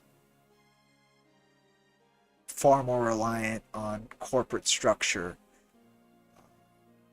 being the main bit, and the more I've seen these corporate structures fail to deliver or fail to take care of their creators, um, the more I've seen them fail to integrate with each other. The fact that there was a month that had 50 Batman, was it 50? I think it was fucking 50 Batman titles on the shelf. Um, all of that is just it's a waste of the limited time I have. There's not enough time. So structuring something more akin, again, I think I'd shoot for structured like Full Metal Alchemist, because again, I don't have the time for One Piece. I don't have the time for Berserk. Um, uh, I think that is the best utilization of my time. If I finish it with time to spare, then I could start a second thing like that, right? But I think folks will really like what I want to do, because I really do.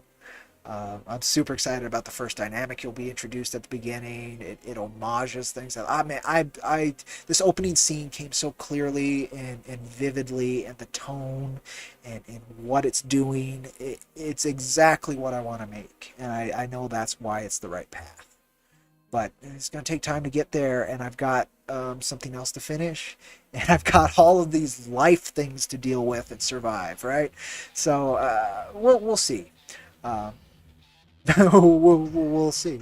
But I'm hopeful. I'm hopeful that it'll be what everything I've been doing uh, led up to, and culminates into something that, honestly, I don't think people are ready for in the best way. In the best way, I think it's something that no one else can deliver. Jack Iron Steel Cowboy is something that nobody else could deliver, but would be more consumable to more people. That's the bit.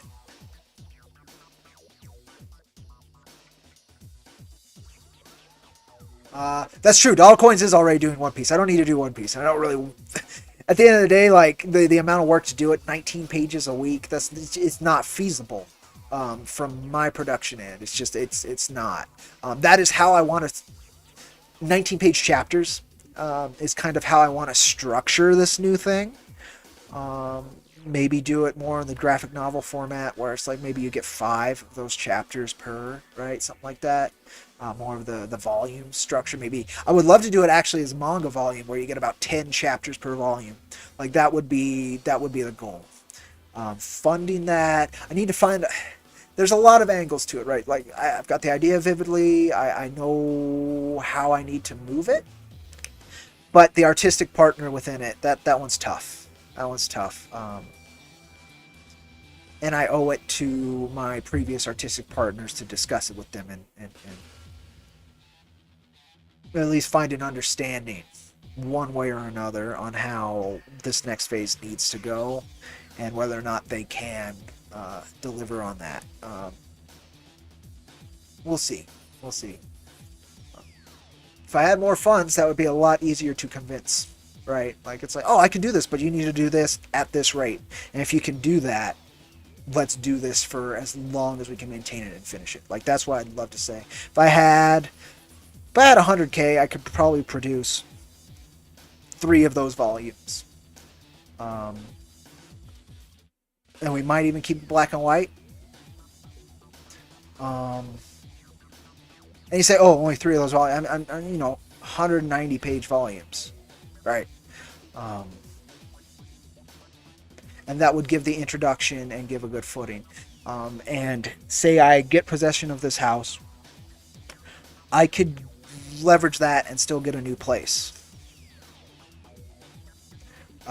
So again, there's a lot of ways to pivot that this would help me figure out what to do.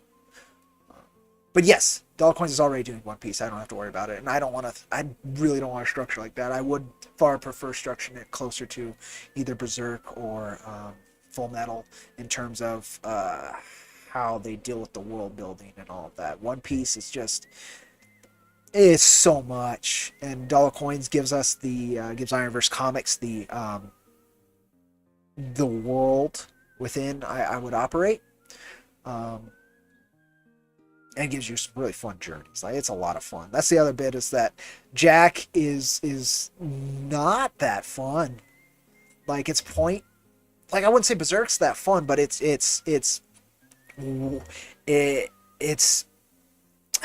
involving, right? It drags you in with its art style and then its action scenes. But then it does have fun. Puck is a big part of that, and I have my Puck in mind for what I'm going to do next.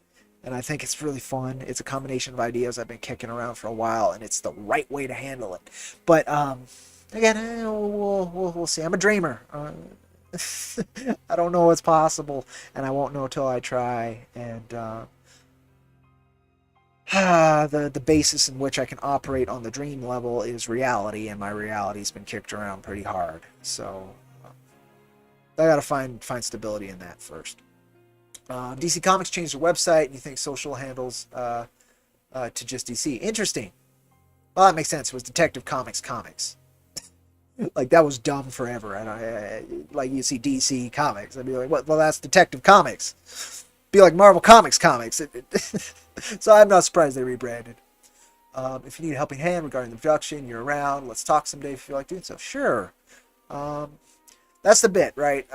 I would need the ability to pay an artist to keep at a pace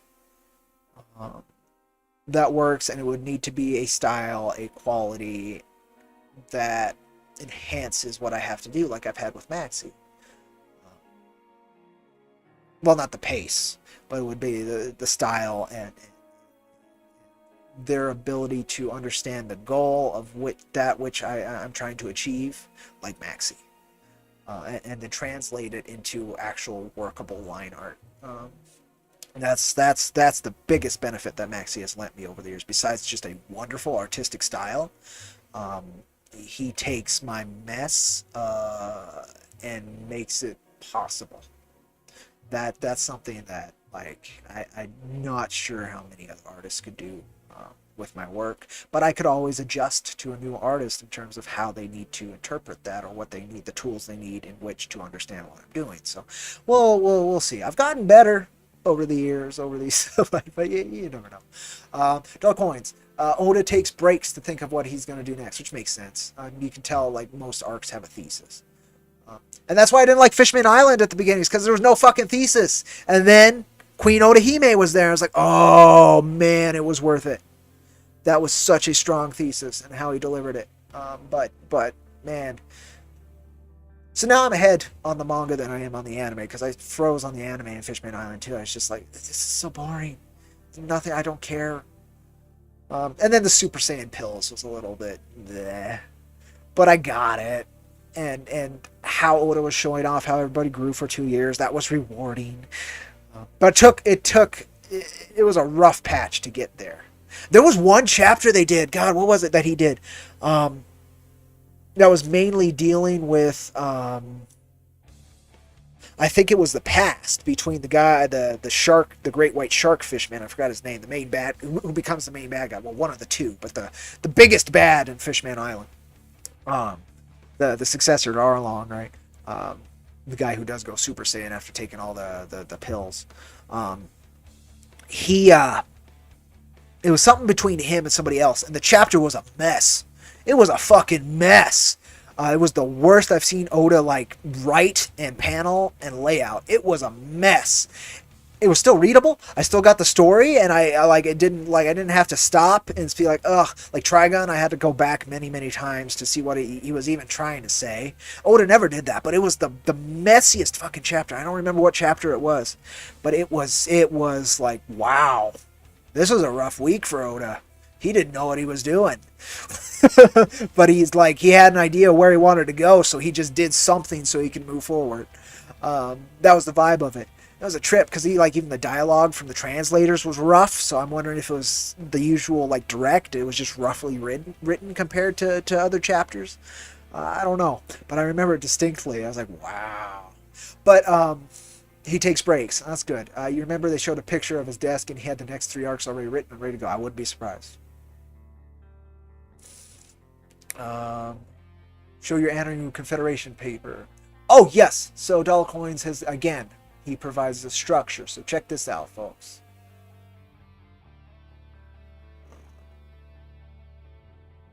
Here. And then I have a message I have to respond to because it's from a very kind supporter. So, One Piece. If you want to compare it to, its navy is very well defined with its roles and its characters. And it's a massive part of why you can enjoy One Piece because the authority system, though shit most of the time, is built up of people, and you can feel these people. Smoker in particular recently with Punk Hazard and stuff, like you really feel he's grown into his own as a vice admiral compared to when he was a captain or first fought Luffy.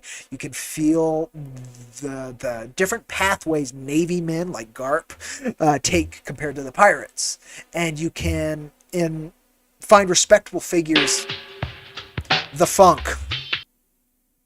You can find respectable figures in all of it. It gives it this very human element where, like, not everything is solidly evil or solidly good. And now I'm not saying that's about this, but part of what allows that is these defined structures. And this is what Mr. Dollar Coins has been doing for our Anu Confederation, which is basically our Navy. It does the same thing. In terms of IronVerse's overall structure and its story bible, the Anu Confederation functions like the Navy does in One Piece. Berserk has something kind of similar, but they care much less about the politic bits of it, and it focuses mainly on the they don't call them prophets. What do they call them? Are they called prophets? The God Hands demon, human demon hybrid guys. Apostles, that's the word I was thinking of. Apostles. That structure is close because I mean they have kingdoms and they have these other things, but they don't really. Miura never really dives into that more than how it moves the story, right? Oda, however, really does. Like, he makes sure there's defined structures. You can read his SBS, where some of it is BS, which is hilarious that I named it that. That is like, I don't make things up on the spot. And that's part of the joke, because you can tell he does. But then there's other times where it's like he had all this information on these characters, their names, like how they function, how that character got there in the past, that he knows isn't going to make it in the story, but it helps give it reality and motion within his mind while he's doing the rest of it. And it's really important to have those things, I think. And this is one wonderful expression of how to do that. And it's been very, very much needed. And again, discipline with me, man. Man, you get a lady who would keep me in line. I'll be pretty dangerous. But I'm more of a seat of my pants Luffy kind of guy. It's like, all right, I'll dive into that. Yeah, we'll make it. But yeah, it's very cool. Mild spoilers, but really you don't know what any of this is, so it's not much of a spoiler. You remember it when the stuff actually comes out. Sorry. Ichthys, welcome. Hope you're doing well. I'm better since chatting with you wonderful folks. Marvel and DC Comics, but basically the same within political spectrum. Yeah. Hody Jones, thank you. Yeah, God, the name was bad too. Hody Jones, and then there was Vanderdecken. He was the one after the princess. The best part of that arc, man, was Orihime. I was so surprised how good that character was. I did not expect her to be so good. Like, I saw her design, and I saw it, like, starting, like, oh god, what are we doing in the past, Oda? You better justify this, Oda. And fucking within that first chapter, it's like, oh,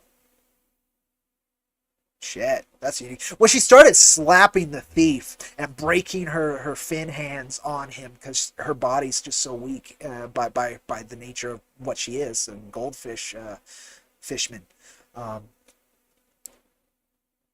And she's like super empathetic and crying with him, but then telling you you're being a terrible example to your kids. And then how he tied that into her overall attempts to make a better world. And then King Neptune, who I was like, that's kind of a fun character. But then Oda is a master of characterization. Just period. And a master of using characterization, both the physical appearance of a character, their actions, their motives, to define the thesis in which he wishes to discuss, and then use those theses to develop his greater story. A better way to say he's a master storyteller. But those are the aspects in which he excels more than any other mangaka I've seen. Miura, he does good characterization as well, extremely good characterization. But there's how he approaches it's not as masterful as Oda. It's very hard for me to explain. Because it's for different audiences, right? For sure. I mean, seinen and shonen, very, very different audiences you're going for. But Oda continuously impresses me with how many levels in which he can utilize characterization to further enrich his story. It's masterful. There's dumb shit. There's the armament, the woman who can turn herself into any weapon, who just kind of shows up recently after Punk Hazard to go collect the gas fruit asshole. She's got this stupid shtick where, like, oh, he needs my help, and she'll blush and almost fall in love with anybody who, like, asks her for help.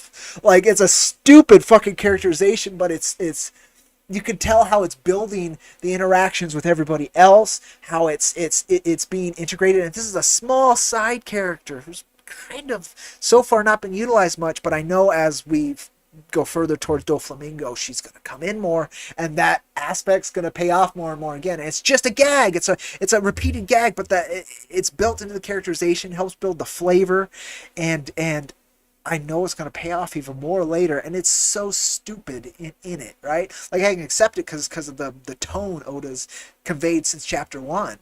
And we're 700 chapters in. Man, I can't gush over how good that fucker is. But yeah, Hody Jones, such a dumb name. But great reveal that I didn't really notice with that arc as well. Like, I didn't call it, which is very rare. Usually I can call when Oda's building up to something. But he didn't play his hand with Hody Jones very well. He knew he was a bad guy, but he didn't know how deep that went. Kind of think he's a thug, just a thug, most of the way through. Like Arlong, you can tell he was a thug, but he had goals. Hody Jones, you knew he was a racist and a thug, but he that was the other bit too, right? He goes Aryan when he goes Super Saiyan. I liked how Oda used that to contrast Odahime's message within that arc. Again, like, I could not get through Fishman Island, but once Odahime and the actual thesis of what he wanted to do, when he either found it or got to it, oh man, so good. I mean, he turned him into an Aryan when the guy takes all his meth, right?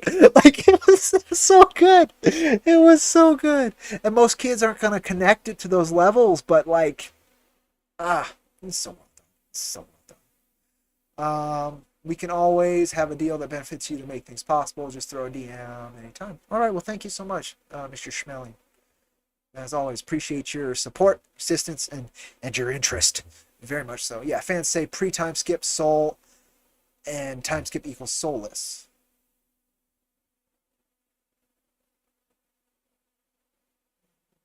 You might have to let me know what you mean further in that dollar coins. I'm sorry, I'm behind on chat, um, but you're gonna deal with it. It's not really spoilers. Yeah, I don't worry. This Baby Five. That's her name. Baby Five. Yes, yes, yes. It pays off. I knew it. I fucking knew it. Dressrosa's gonna have a lot of that. I bet. Like we're on the island right now of Dressrosa. Again, Luffy is fighting in the Coliseum to get the flame fruit. That's as far as I've got. Like they just introduced the warlord who's there, or not the warlord, the emperor who's there as well. That's as far as I've got though. I'm gonna tear through these chapters. These new chapters are great. I'm glad I'm finally reading new One Piece. Punk Hazard was so good. Like the previous stuff, like again getting through Fishman Island until Odahime, and then once I had Odahime, I could tear through it. Like her message and how it wove into the rest of the story, like that I was like, oh, now I can fucking read this and dive through it. And then Punk Hazard was like, oh, this is continuously interesting. I like Law. I like his goals. I like the visuals. The bad guy was unapologetically another just like bad guy. One of the problems I had, though, is like Smoker just looks like another crocodile now, which I don't know if that's the point or not. I think it is. He just looks like another crocodile, just with 2 cigars and lighter hair. It's a trip, and I think there's a point to that as well. Again, he uses the visuals of his characters to communicate other levels of his stories, and that can turn off a lot of people because it can be pretty dumb. And one of the things I read also is like, I needed a Luffy because I needed something that could always stretch and bounce and look goofy so that I could deal with these heavier things throughout it. Basically, Luffy's gum power, because that's why I was like, why did you choose the gum fruit for Luffy? And that's what he said. It's like I needed, no matter how bad I'm feeling in a chapter or what I want to tackle, I can draw Luffy stretching and looking stupid. I was like, oh, that's a great way to tackle it and find grounding in your work and allow you to explore things that may not be that easy for you. Genius. Miura, it was Puck, right? That exactly was, Puck was that tool. And I have an idea of what I want that tool to be for what I want to tackle next. And I'm really excited with it because it means a lot to me as well. It's the right way to do it. It's a trip. It's a trip. I'm so excited to continue. I want to catch up to. I want to catch up to volume 100. And hopefully I will here relatively soon. I've been enjoying this.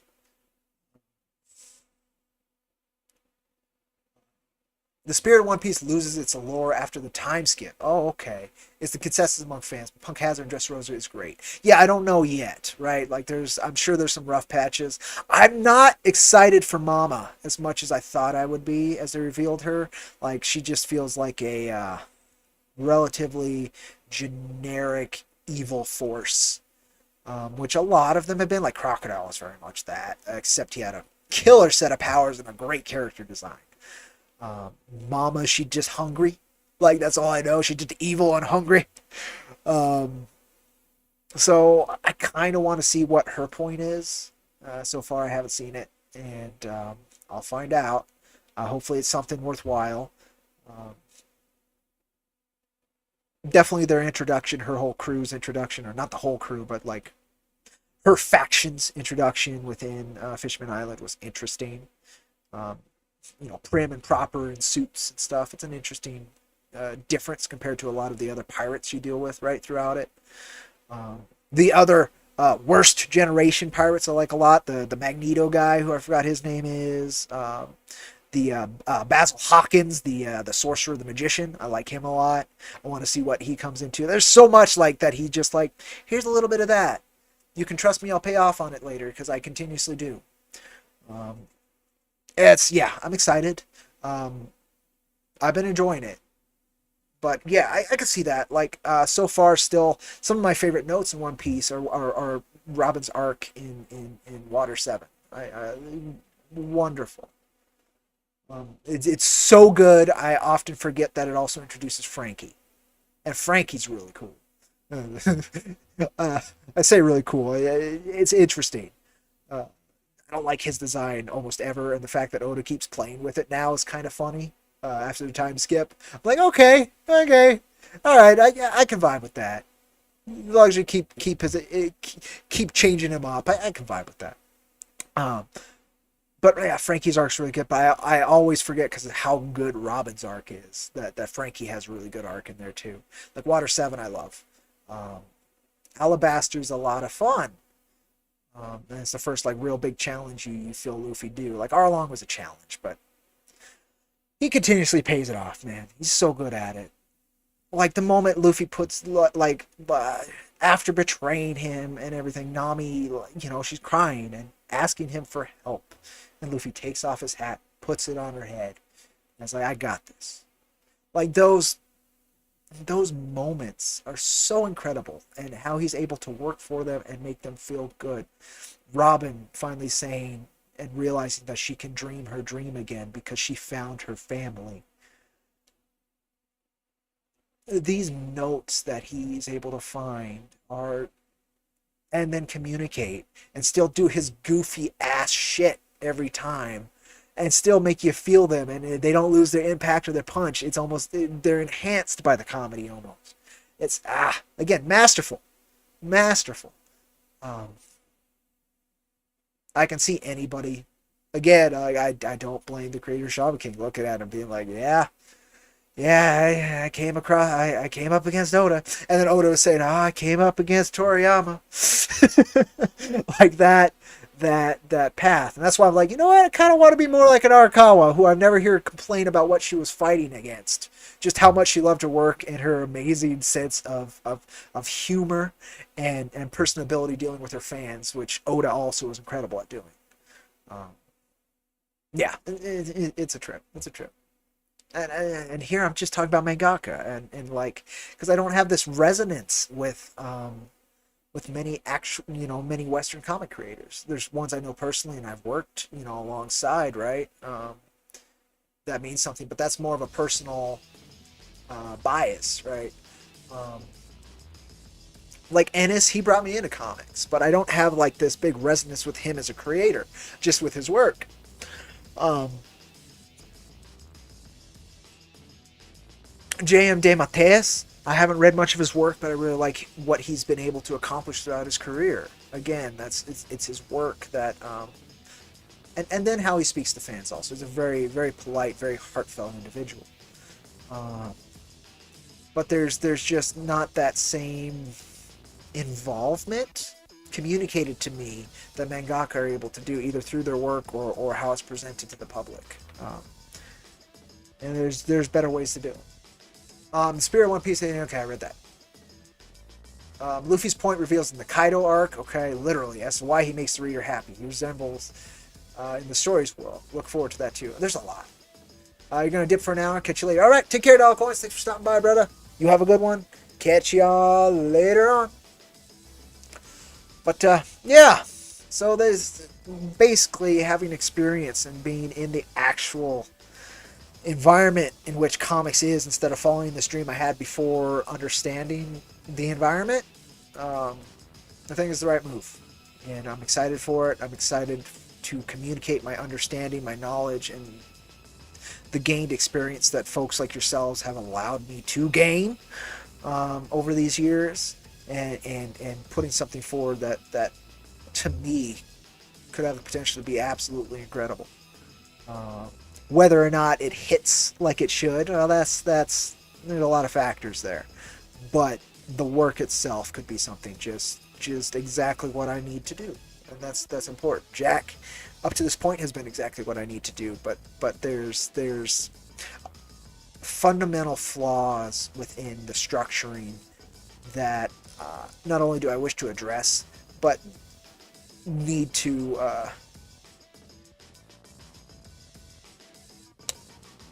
basically need a almost a soft reboot to avoid, basically, entirely. And that'll come. It'll be time, folks. It's going to take a while to get there.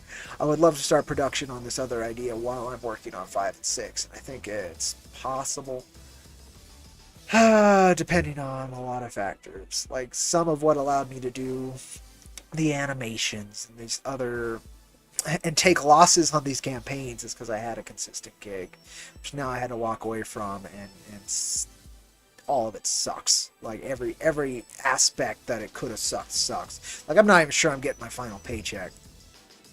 But nonetheless, it is what it is.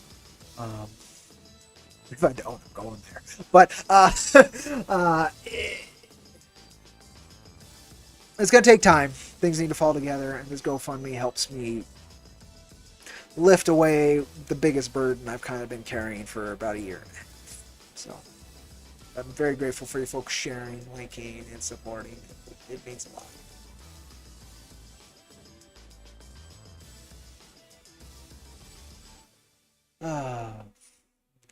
That stuff. Let's have. Oh, okay.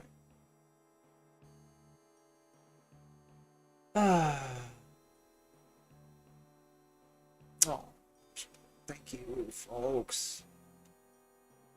Okay, cool. I'm caught up. Yeah.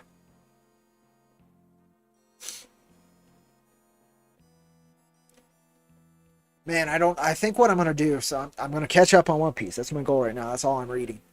Um, I would like to get back to some indie comic reviews because I've got a backlog of creator-owned stuff from folks I really appreciate. I'd like to get to Radiant Rapture. I'd like to get to Obsidian just came in.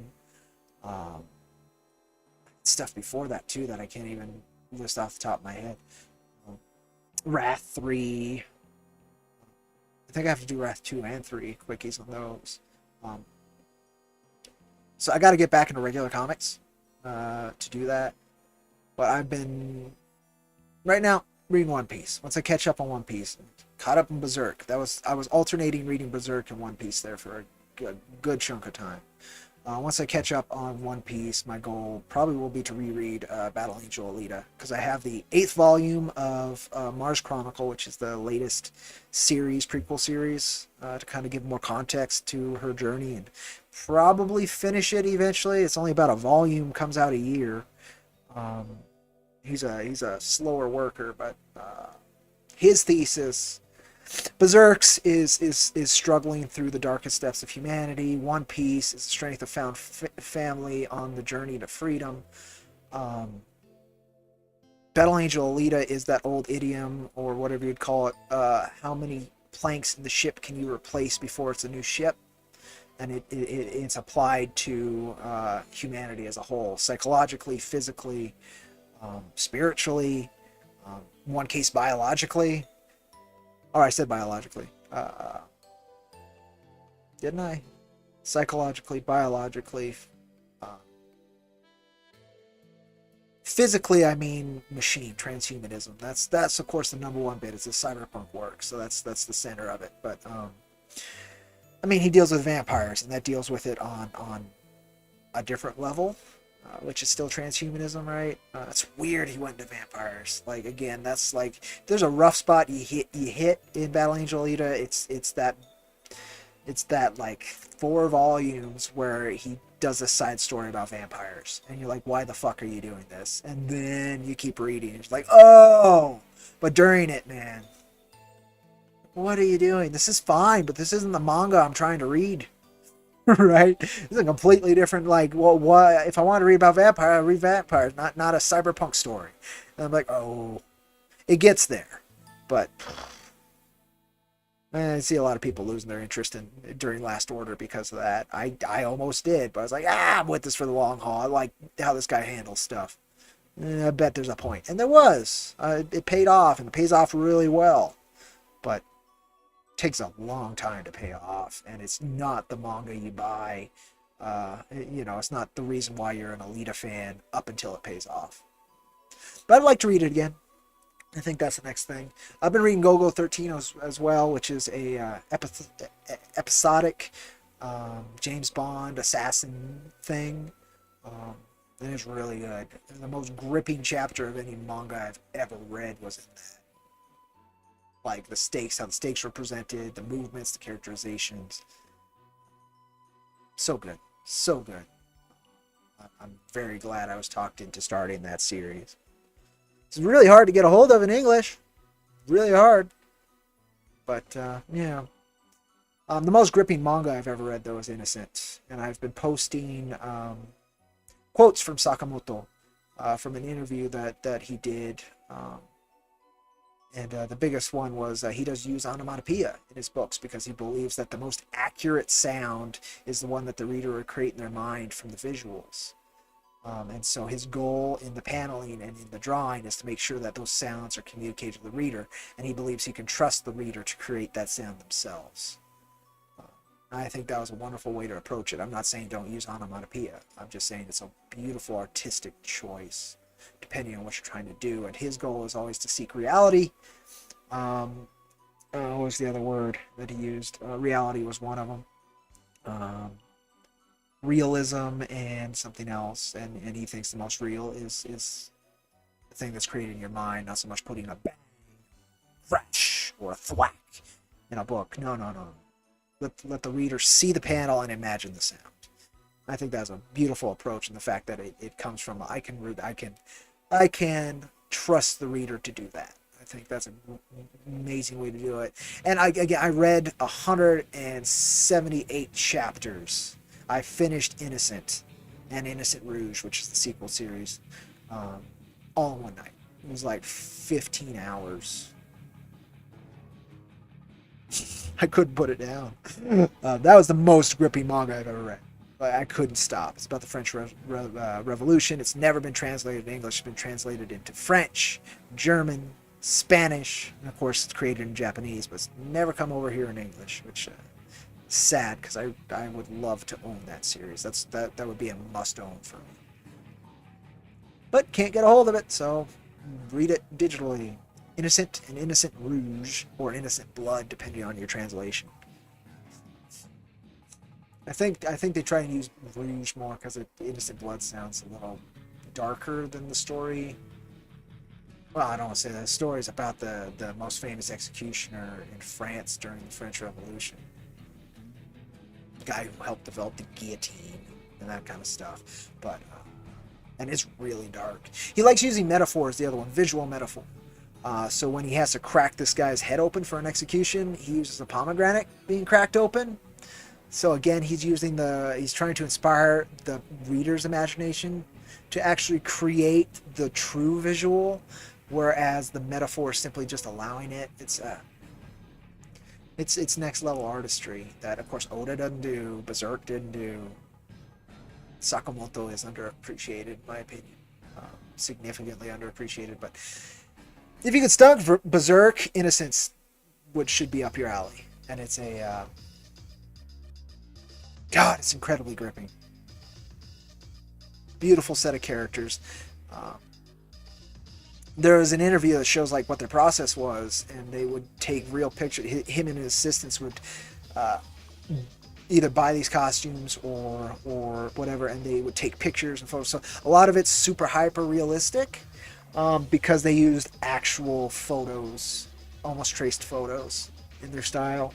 And then they had an artist who would do clothing. They had an artist that would do backgrounds, and then he would do faces. And then they had like 6 artists that would do like big establishing shots of buildings. And of course you have reference material of the actual buildings still around from France, so they would do that. I was talking about the Go-Go 13 mangaka, Saito. He did the same thing for his buildings. And his establishing shots are fucking incredible. Go-Go 13, funking incredible. But yeah. Man, I've been yabbering for a while, and I appreciate your folks' company this morning. My dog decided to take a nap while we were doing it. Man, we didn't sleep very well last night, did we, kid? It's almost noon here. I've got to go to the post office. And be smart if I got food. I don't want to go shopping. What was the other thing I needed to do today? There was one other thing. I don't know. I'll figure it out. There was something else I needed to do today, though, that would assist me in moving forward. I want to take a breather today because, man, that sucks. I woke up thinking the same shit I went to sleep thinking, and that's never fun. But especially when it's okay. I'm not gonna say it's never fun. There are probably some really cool stuff that you wake up thinking, I fall asleep thinking, right? When there are these negatives about a conflict and loss and grief, that's never fun. All right. Man, I'm happy to hang with you folks for a little longer. I can go on and on about what I'm reading, what I appreciate about this medium, the artists I appreciate within this medium, uh, my goals within it, the work that I'm doing currently, the work I want to do in the future.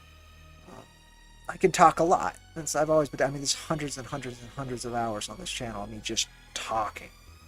Um, so obviously I can do that, but I also don't want to waste your folks' time. So we're at 2.5 hours or so. May close it out here shortly because I don't have another point. I guess I'll plug this again. Yeah, the music's gonna stop. I'm on my Twitter post instead, which is fine. Oh no, that's my personal one. Refresh this real quick. If you folks feel you'd like, um, the full story is down here. Part of this was a letter I was just writing to understand my situation after he passed, just so I could have it organized. It was like 4 pages, a couple thousand words, trying to just structure my situation so that I could present it to somebody for help. It was kind of what I was doing. But it's been adapted. Parts of it have been adapted here, so I could kind of pitch the story as best I could, my situation, my thoughts on it. So if you need more information, it is definitely on the page here. Short, long story short, my father, when he passed, did not leave his property in a very clear and defined way.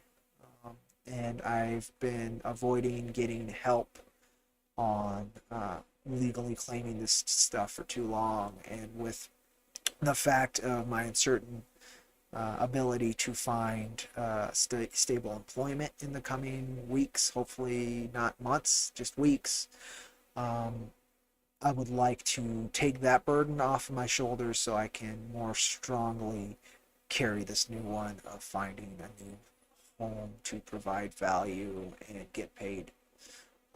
So if you folks care to share this around, that would mean the world to me and my critters.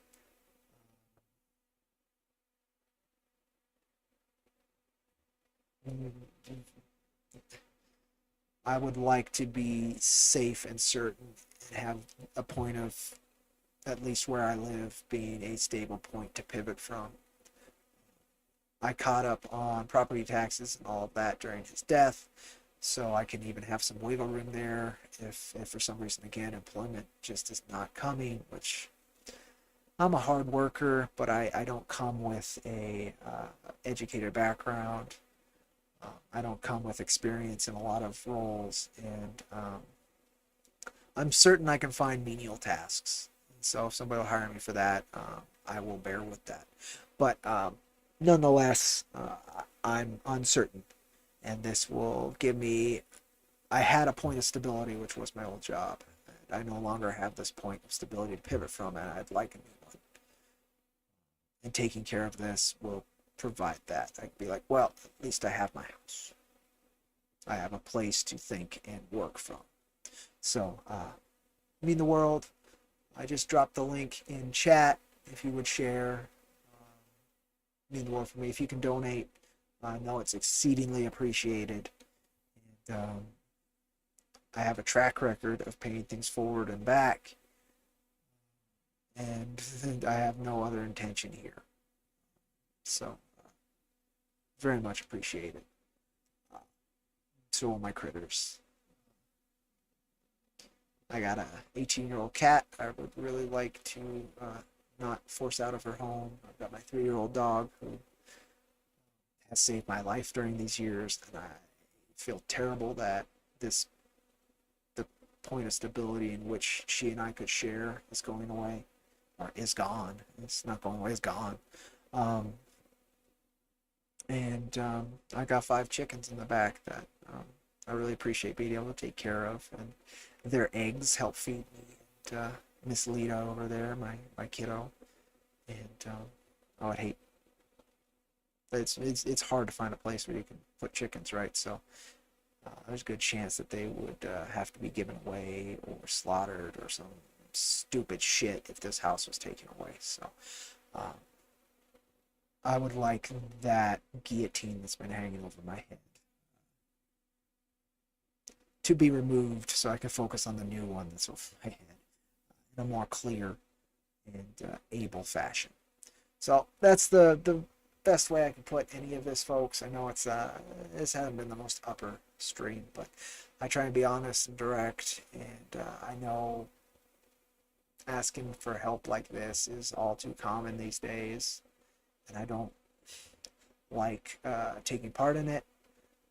But at the same time, if you need help, like, you need help, and I understand that, and I continuously work hard to be able to again pay it forward and pay it back. So it's the only way I can live with myself in asking for this help, because it is a failure. This is an admission of weakness, and the inability to care for that which matters most to me. And so it was not an easy choice, but it was the intelligent one. So I really appreciate it. That's all. So that's where it is. Thank you, Mr. Schmeling. I'll get back to you. There's a few ways we could approach things and feel them out together. I know you've been interested in working together for a while, and of course, that means a lot to me. The same way I wouldn't ask somebody to work for me for free. For instance, any of the quote-unquote free work we've gotten over here in IronVerse Comics has been for their own benefit. Cactus Coyote doing his writing and getting his manga done and getting that was his journey that I was able to assist in under this greater banner. Scott K, same thing with The Recluse. So I would like to be able to, financially support the artists I work with, and currently that is just it's not on the table as much as I'd like. In fact, I'm having to cut Mrs. H's roles at least this month in half, because I still want to give her work, and I still think that what she does for us is extremely valuable. But at the same time, like it's when I'm looking at my budget, I'm looking at my two side gigs, both the Wicked Publishing social media manager gig and then this other slight, I guess you'd call it a caretaking gig for my buddy. Like, I can pay my bills and food. Gas is a little rough, but I think that fits into there too from what I calculated.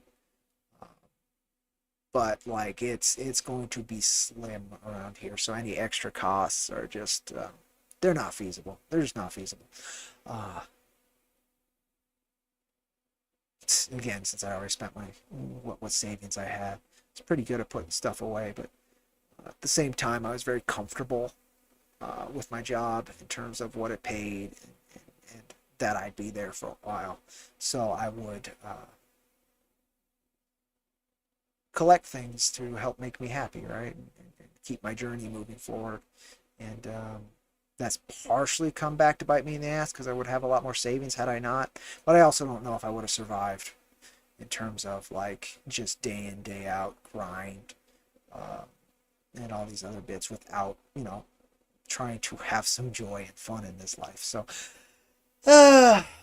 it is what it is. Again, it's the footing I find myself in, and I feel terrible asking for help, but it's very much appreciated. And as always, I am dedicated to paying it forward and repaying it.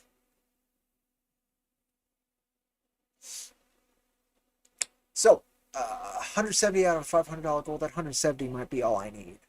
To be honest, I'm going to have to talk to this fella and see how much it is hourly. The last lawyer I talked to about something else, which was more to do with the comics contract, Very cool cat. I recommend you contact him too as well. If you have issues with a publisher or what have you. His name's Gamal Hennessy. He's on retainer for Global Comics, but he's basically the independent comics lawyer. Very much recommend contacting him if you have any trouble. But it was $500. Not an hour, which was good. It was basically a flat rate for a contract consultation and all of that stuff. And I couldn't afford that then and couldn't afford it now. But very cool cat. I bought his book called The Business of Independent Comics. I recommend picking that up as well. It's been an intriguing read. So if that's any number to go off of for this, then that's kind of, if you're wondering how I got that number, that's how I got that number. Is I wanted to be prepared in case they want to charge a lot more, and if they charge less, then anything that remains gives me more time to find the place I need to land. Which I hate saying that. I'd rather give something for it, but the other savings I would have had has gone to Jack Force production and to make sure that can be delivered and shipped with all of its goodies. Because sadly, every time I do these campaigns, it's not only does it scrape by the last day, but it scrapes by under what I need. And that's my bad for not budgeting it, but you're looking at how my goals have grown over the last 2 campaigns, you can kind of see why I cut what I can, where I can, but when you're making a professional level comic book and trying to pay folks far above industry rate in some cases, it's an expensive endeavor. And when I had my footing under me with this gig, I was 100% willing to continue to sacrifice to get that artwork and to get the outwork out there and to get the folks paid at the reputations and rates at the very least where they should be for the level of work that they have, and it allows them to negotiate with other folks at a higher level. All this fun stuff that benefits these very talented creators. I'm just grateful that this didn't happen during the Jack campaign. I'll just say that. So that's all set. The Jack stuff's fine. I'm not, as usual, I don't touch that except for the book needs, and there will not be anything left over by the time I ship everything out, particularly if shipping rates and inflation continue to go up. So we'll see. We'll see. At least books 1 through 3 that folks could order are done. So that's like the printed, created, all that. So I don't have to spend more on printing those. I just have to print issue 4. So that's exceedingly helpful. Yeah. Anyway, I'm just rambling. 36. I'd love to go another 20 minutes, but like, what am I going to talk about? This is like part of why I'm doing this at all. Again, long story here. If you're interested, it kind of explains why I'm doing this now.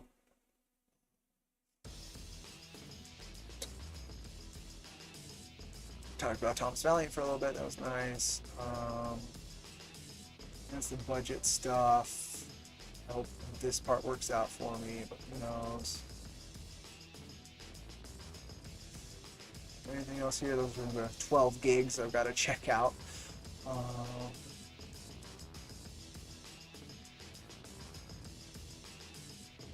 Turning, I've got a call. I've only done 2 out of 18 sketch cards, but we've only had 9 of the actual requests in. I believe Mrs. H is caught up on them, which is incredible. So that's moving forward. We should get another draw stream here in a day or two. That'll be a good way to step out of myself for a while and just put art on the page. That'll be good for me. Whether or not my art's very good, the action of it is good for the soul.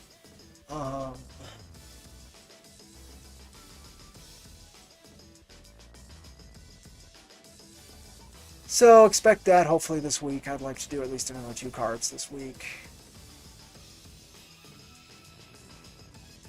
That's the $1 sale is for me testing out how to do digital downloads for Wicked Publishing, and that went through, and I know how to, and it delivered, so we're good. Um, that might be another gig I get, which would be great if they could afford to pay me to set up their new website. I'd love to do it, but if not, I'm happy to consult them.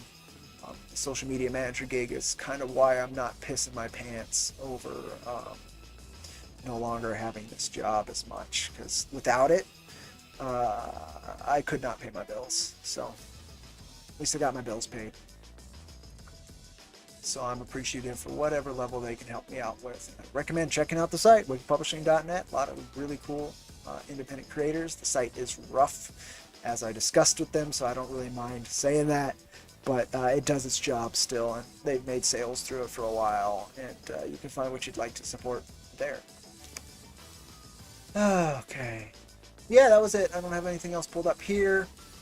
We talked a lot about One Piece, as always, because, man, Oda's just being a consistent inspiration. Miura again. Arakawa. I had a tweet blow up about Arakawa, and it kind of talks about why I appreciate her so goddamn much. Let me show you. All right, here.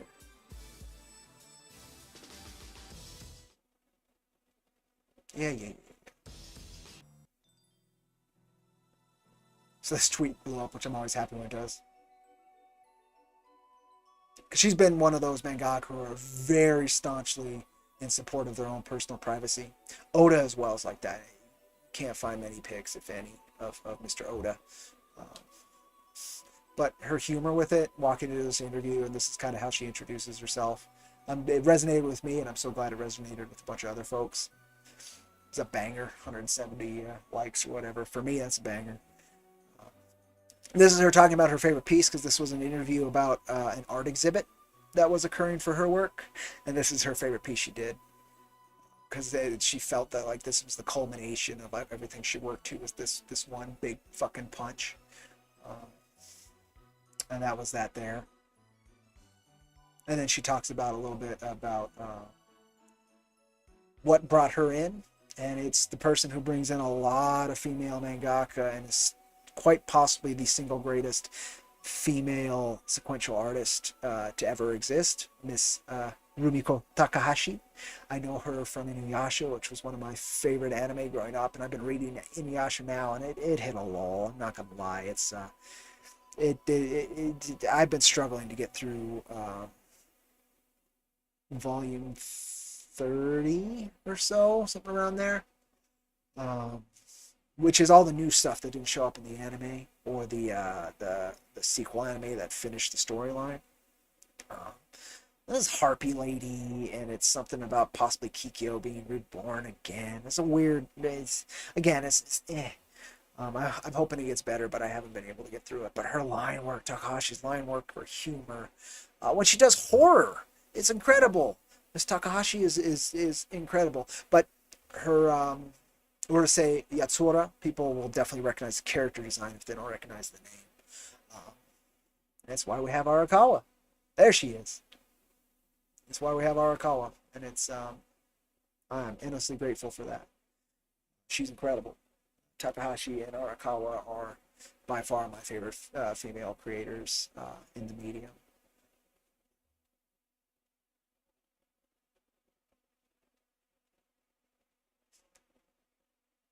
And Takahashi, who's done, I think she's been in it for almost 60 years making comics. She's done every genre. She always puts in some kind of romance and playfulness, but she's done Inuyasha has horror and action. It's her shonen. She's done a lot of romance stuff, romantic comedy stuff. She's done science fiction. She's done drama. She's done sports. She's done slice of life. Takahashi is a massive inspiration, and she is criminally underappreciated in the West. But yeah, that was a banger. I'm glad it hit as hard as it did, because I found it I found it so cute and so like directly like that's exactly when I read her notes in between Full Metal Alchemist chapters. It's exactly the personality you want to engage with as a fan, just like Oda reading his SBS columns. I never skip them because they're so fun. I look at them like, I kind of rather read the story, but you know what? I want to see how Oda is feeling around this time. Boom.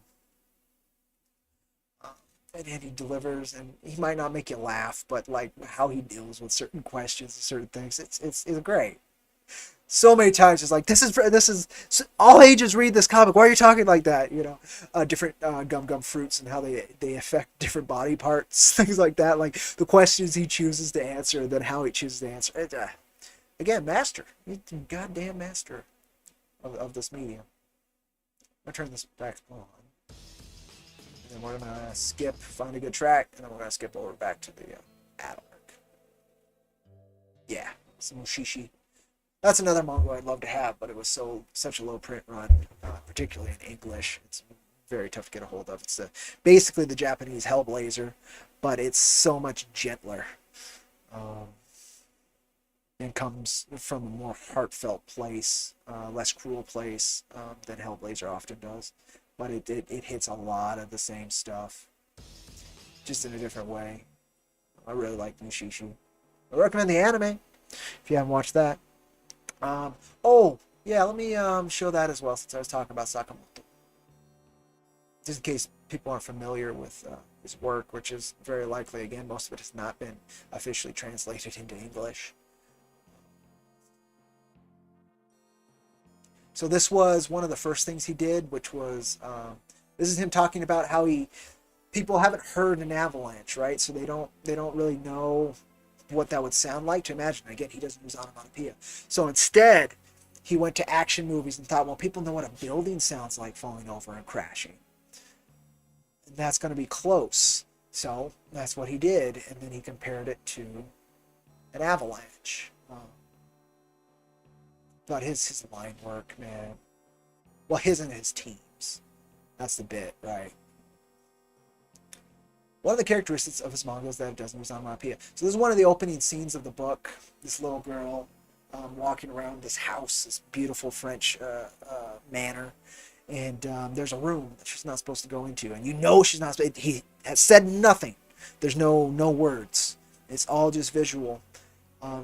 And she looks in here and she sees this chair. And that's the start.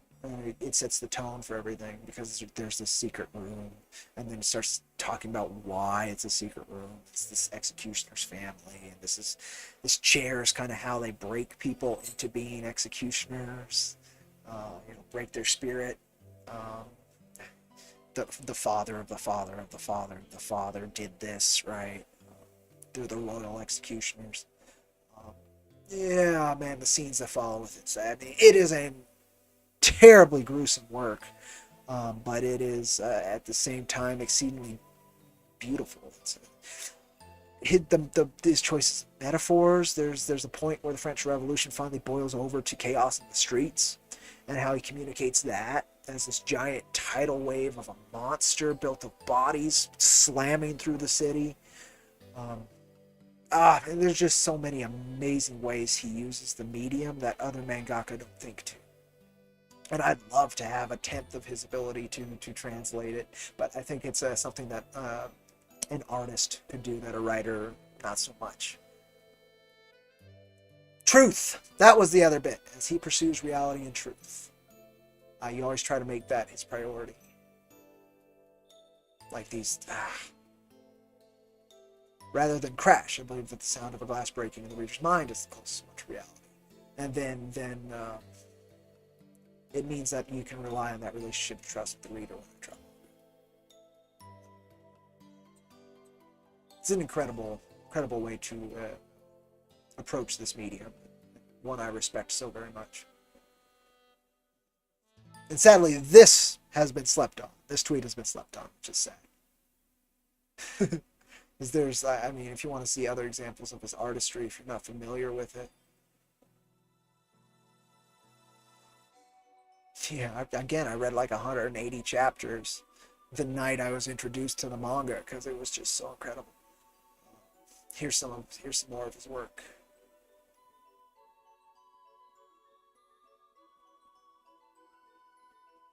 There's a little bit of homoeroticism in it as well, folks. Nothing like terribly, well, I'm not gonna say nothing because again it's kind of a blur because it was just so gripping. But it's not a major focal point. But French aristocracy, man. Again, he pursues reality and truth. Some of it's going to be there. So there's a lot of pretty men holding each other. Let's just say that. Like that's King Louis. And now he's found out what it means to be a king and how little power he actually has and how much good he actually wants to do. And he realized he's powerless in a lot of the aspects that he'd like to change. But he found one way in which he can, and that's to help support the creation of the guillotine so that executioners like the man he's holding right there no longer have to do that job and make sure that the peasant to the aristocracy are killed the same way, that there's this equality in enforcement of the law. Enforcement of justice, which is a big one in this. Justice is a big theme in that work. But just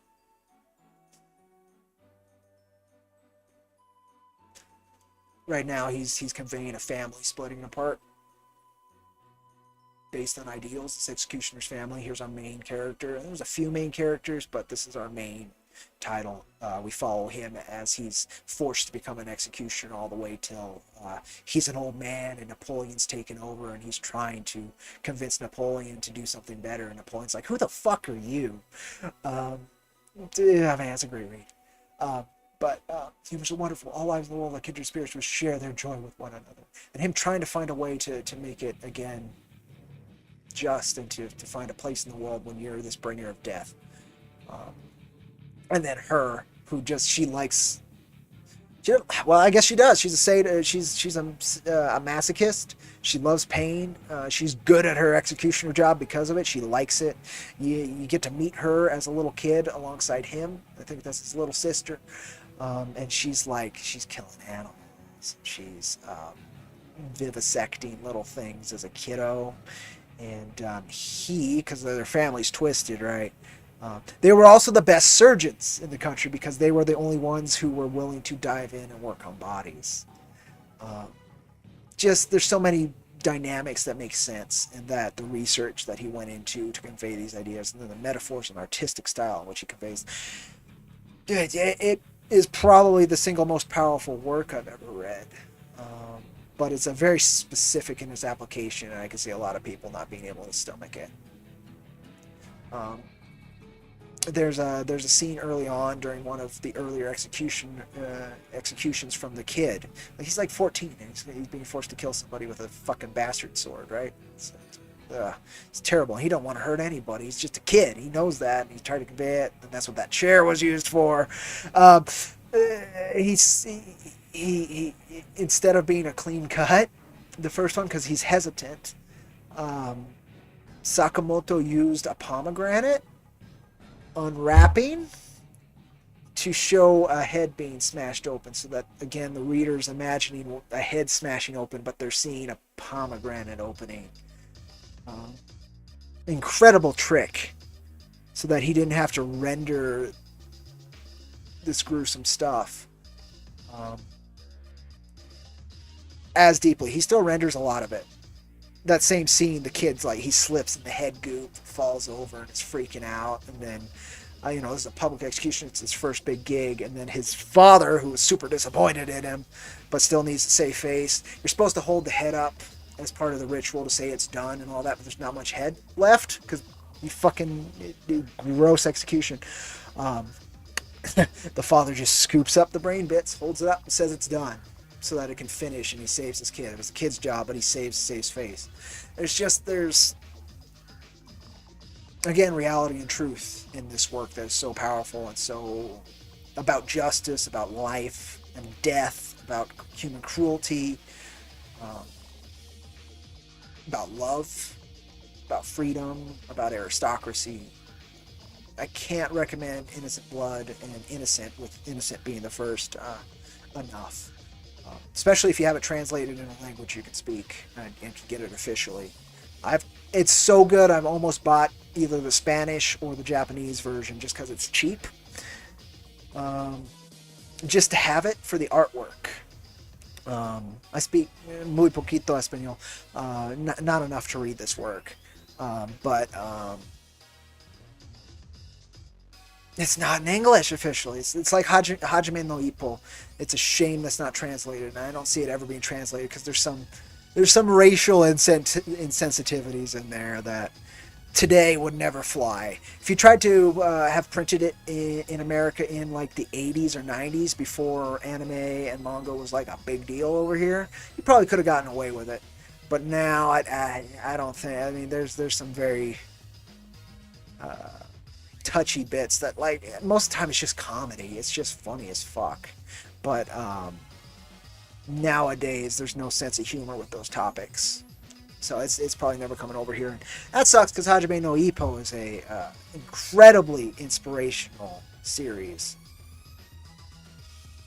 My favorite sports manga by far. There's a lot of good ones. But the humor and the character, the development, and the thesis of believing in yourself and growing stronger and working hard, like, it's communicated so wonderfully, and it's such a fun series as well. Yeah, it sucks that that'll also never be officially translated. So, yeah. But yeah, Innocent Blood, read online. Just type that in, read it. If you like Berserk in particular, you can stomach anything this has. It handles it more delicately and more intimately, as in your torture scenes and things are like you're more there than in Berserk, where it's like shock value. Here's a whole room of people getting stabbed and pinched and being skinned and all that. Like, it's just wham, it's a horror movie. It doesn't come off as a horror movie. It comes off as like almost the coldness but directness of like maybe a surgical textbook or crime scene footage. Like it's very real, and you're very much there with it, unlike Berserk where you're not so much there. The characters are there and you're watching, right? Very different approach. But fucking A, did he handle this deftly and beautifully. I've got to read it again one of these days. I bet there's even meaning to these eyes. Flower contrasted with yeah. Oh yeah, there certainly is. Flowers and lace, trying to think of things as beautiful, and then these horrors of things watching and judging. Guts, right? So good. So good. I can't recommend it enough, and it's not talked about enough. And Sakamoto is incredible. Alright, we're at 2:56. I'm going to call it. I appreciate you folks so much for joining me, hanging out with me this morning. It means the world. Thank you for sharing and supporting my little troubles I'm going through right now. And I'll catch you beautiful folks later. You take care.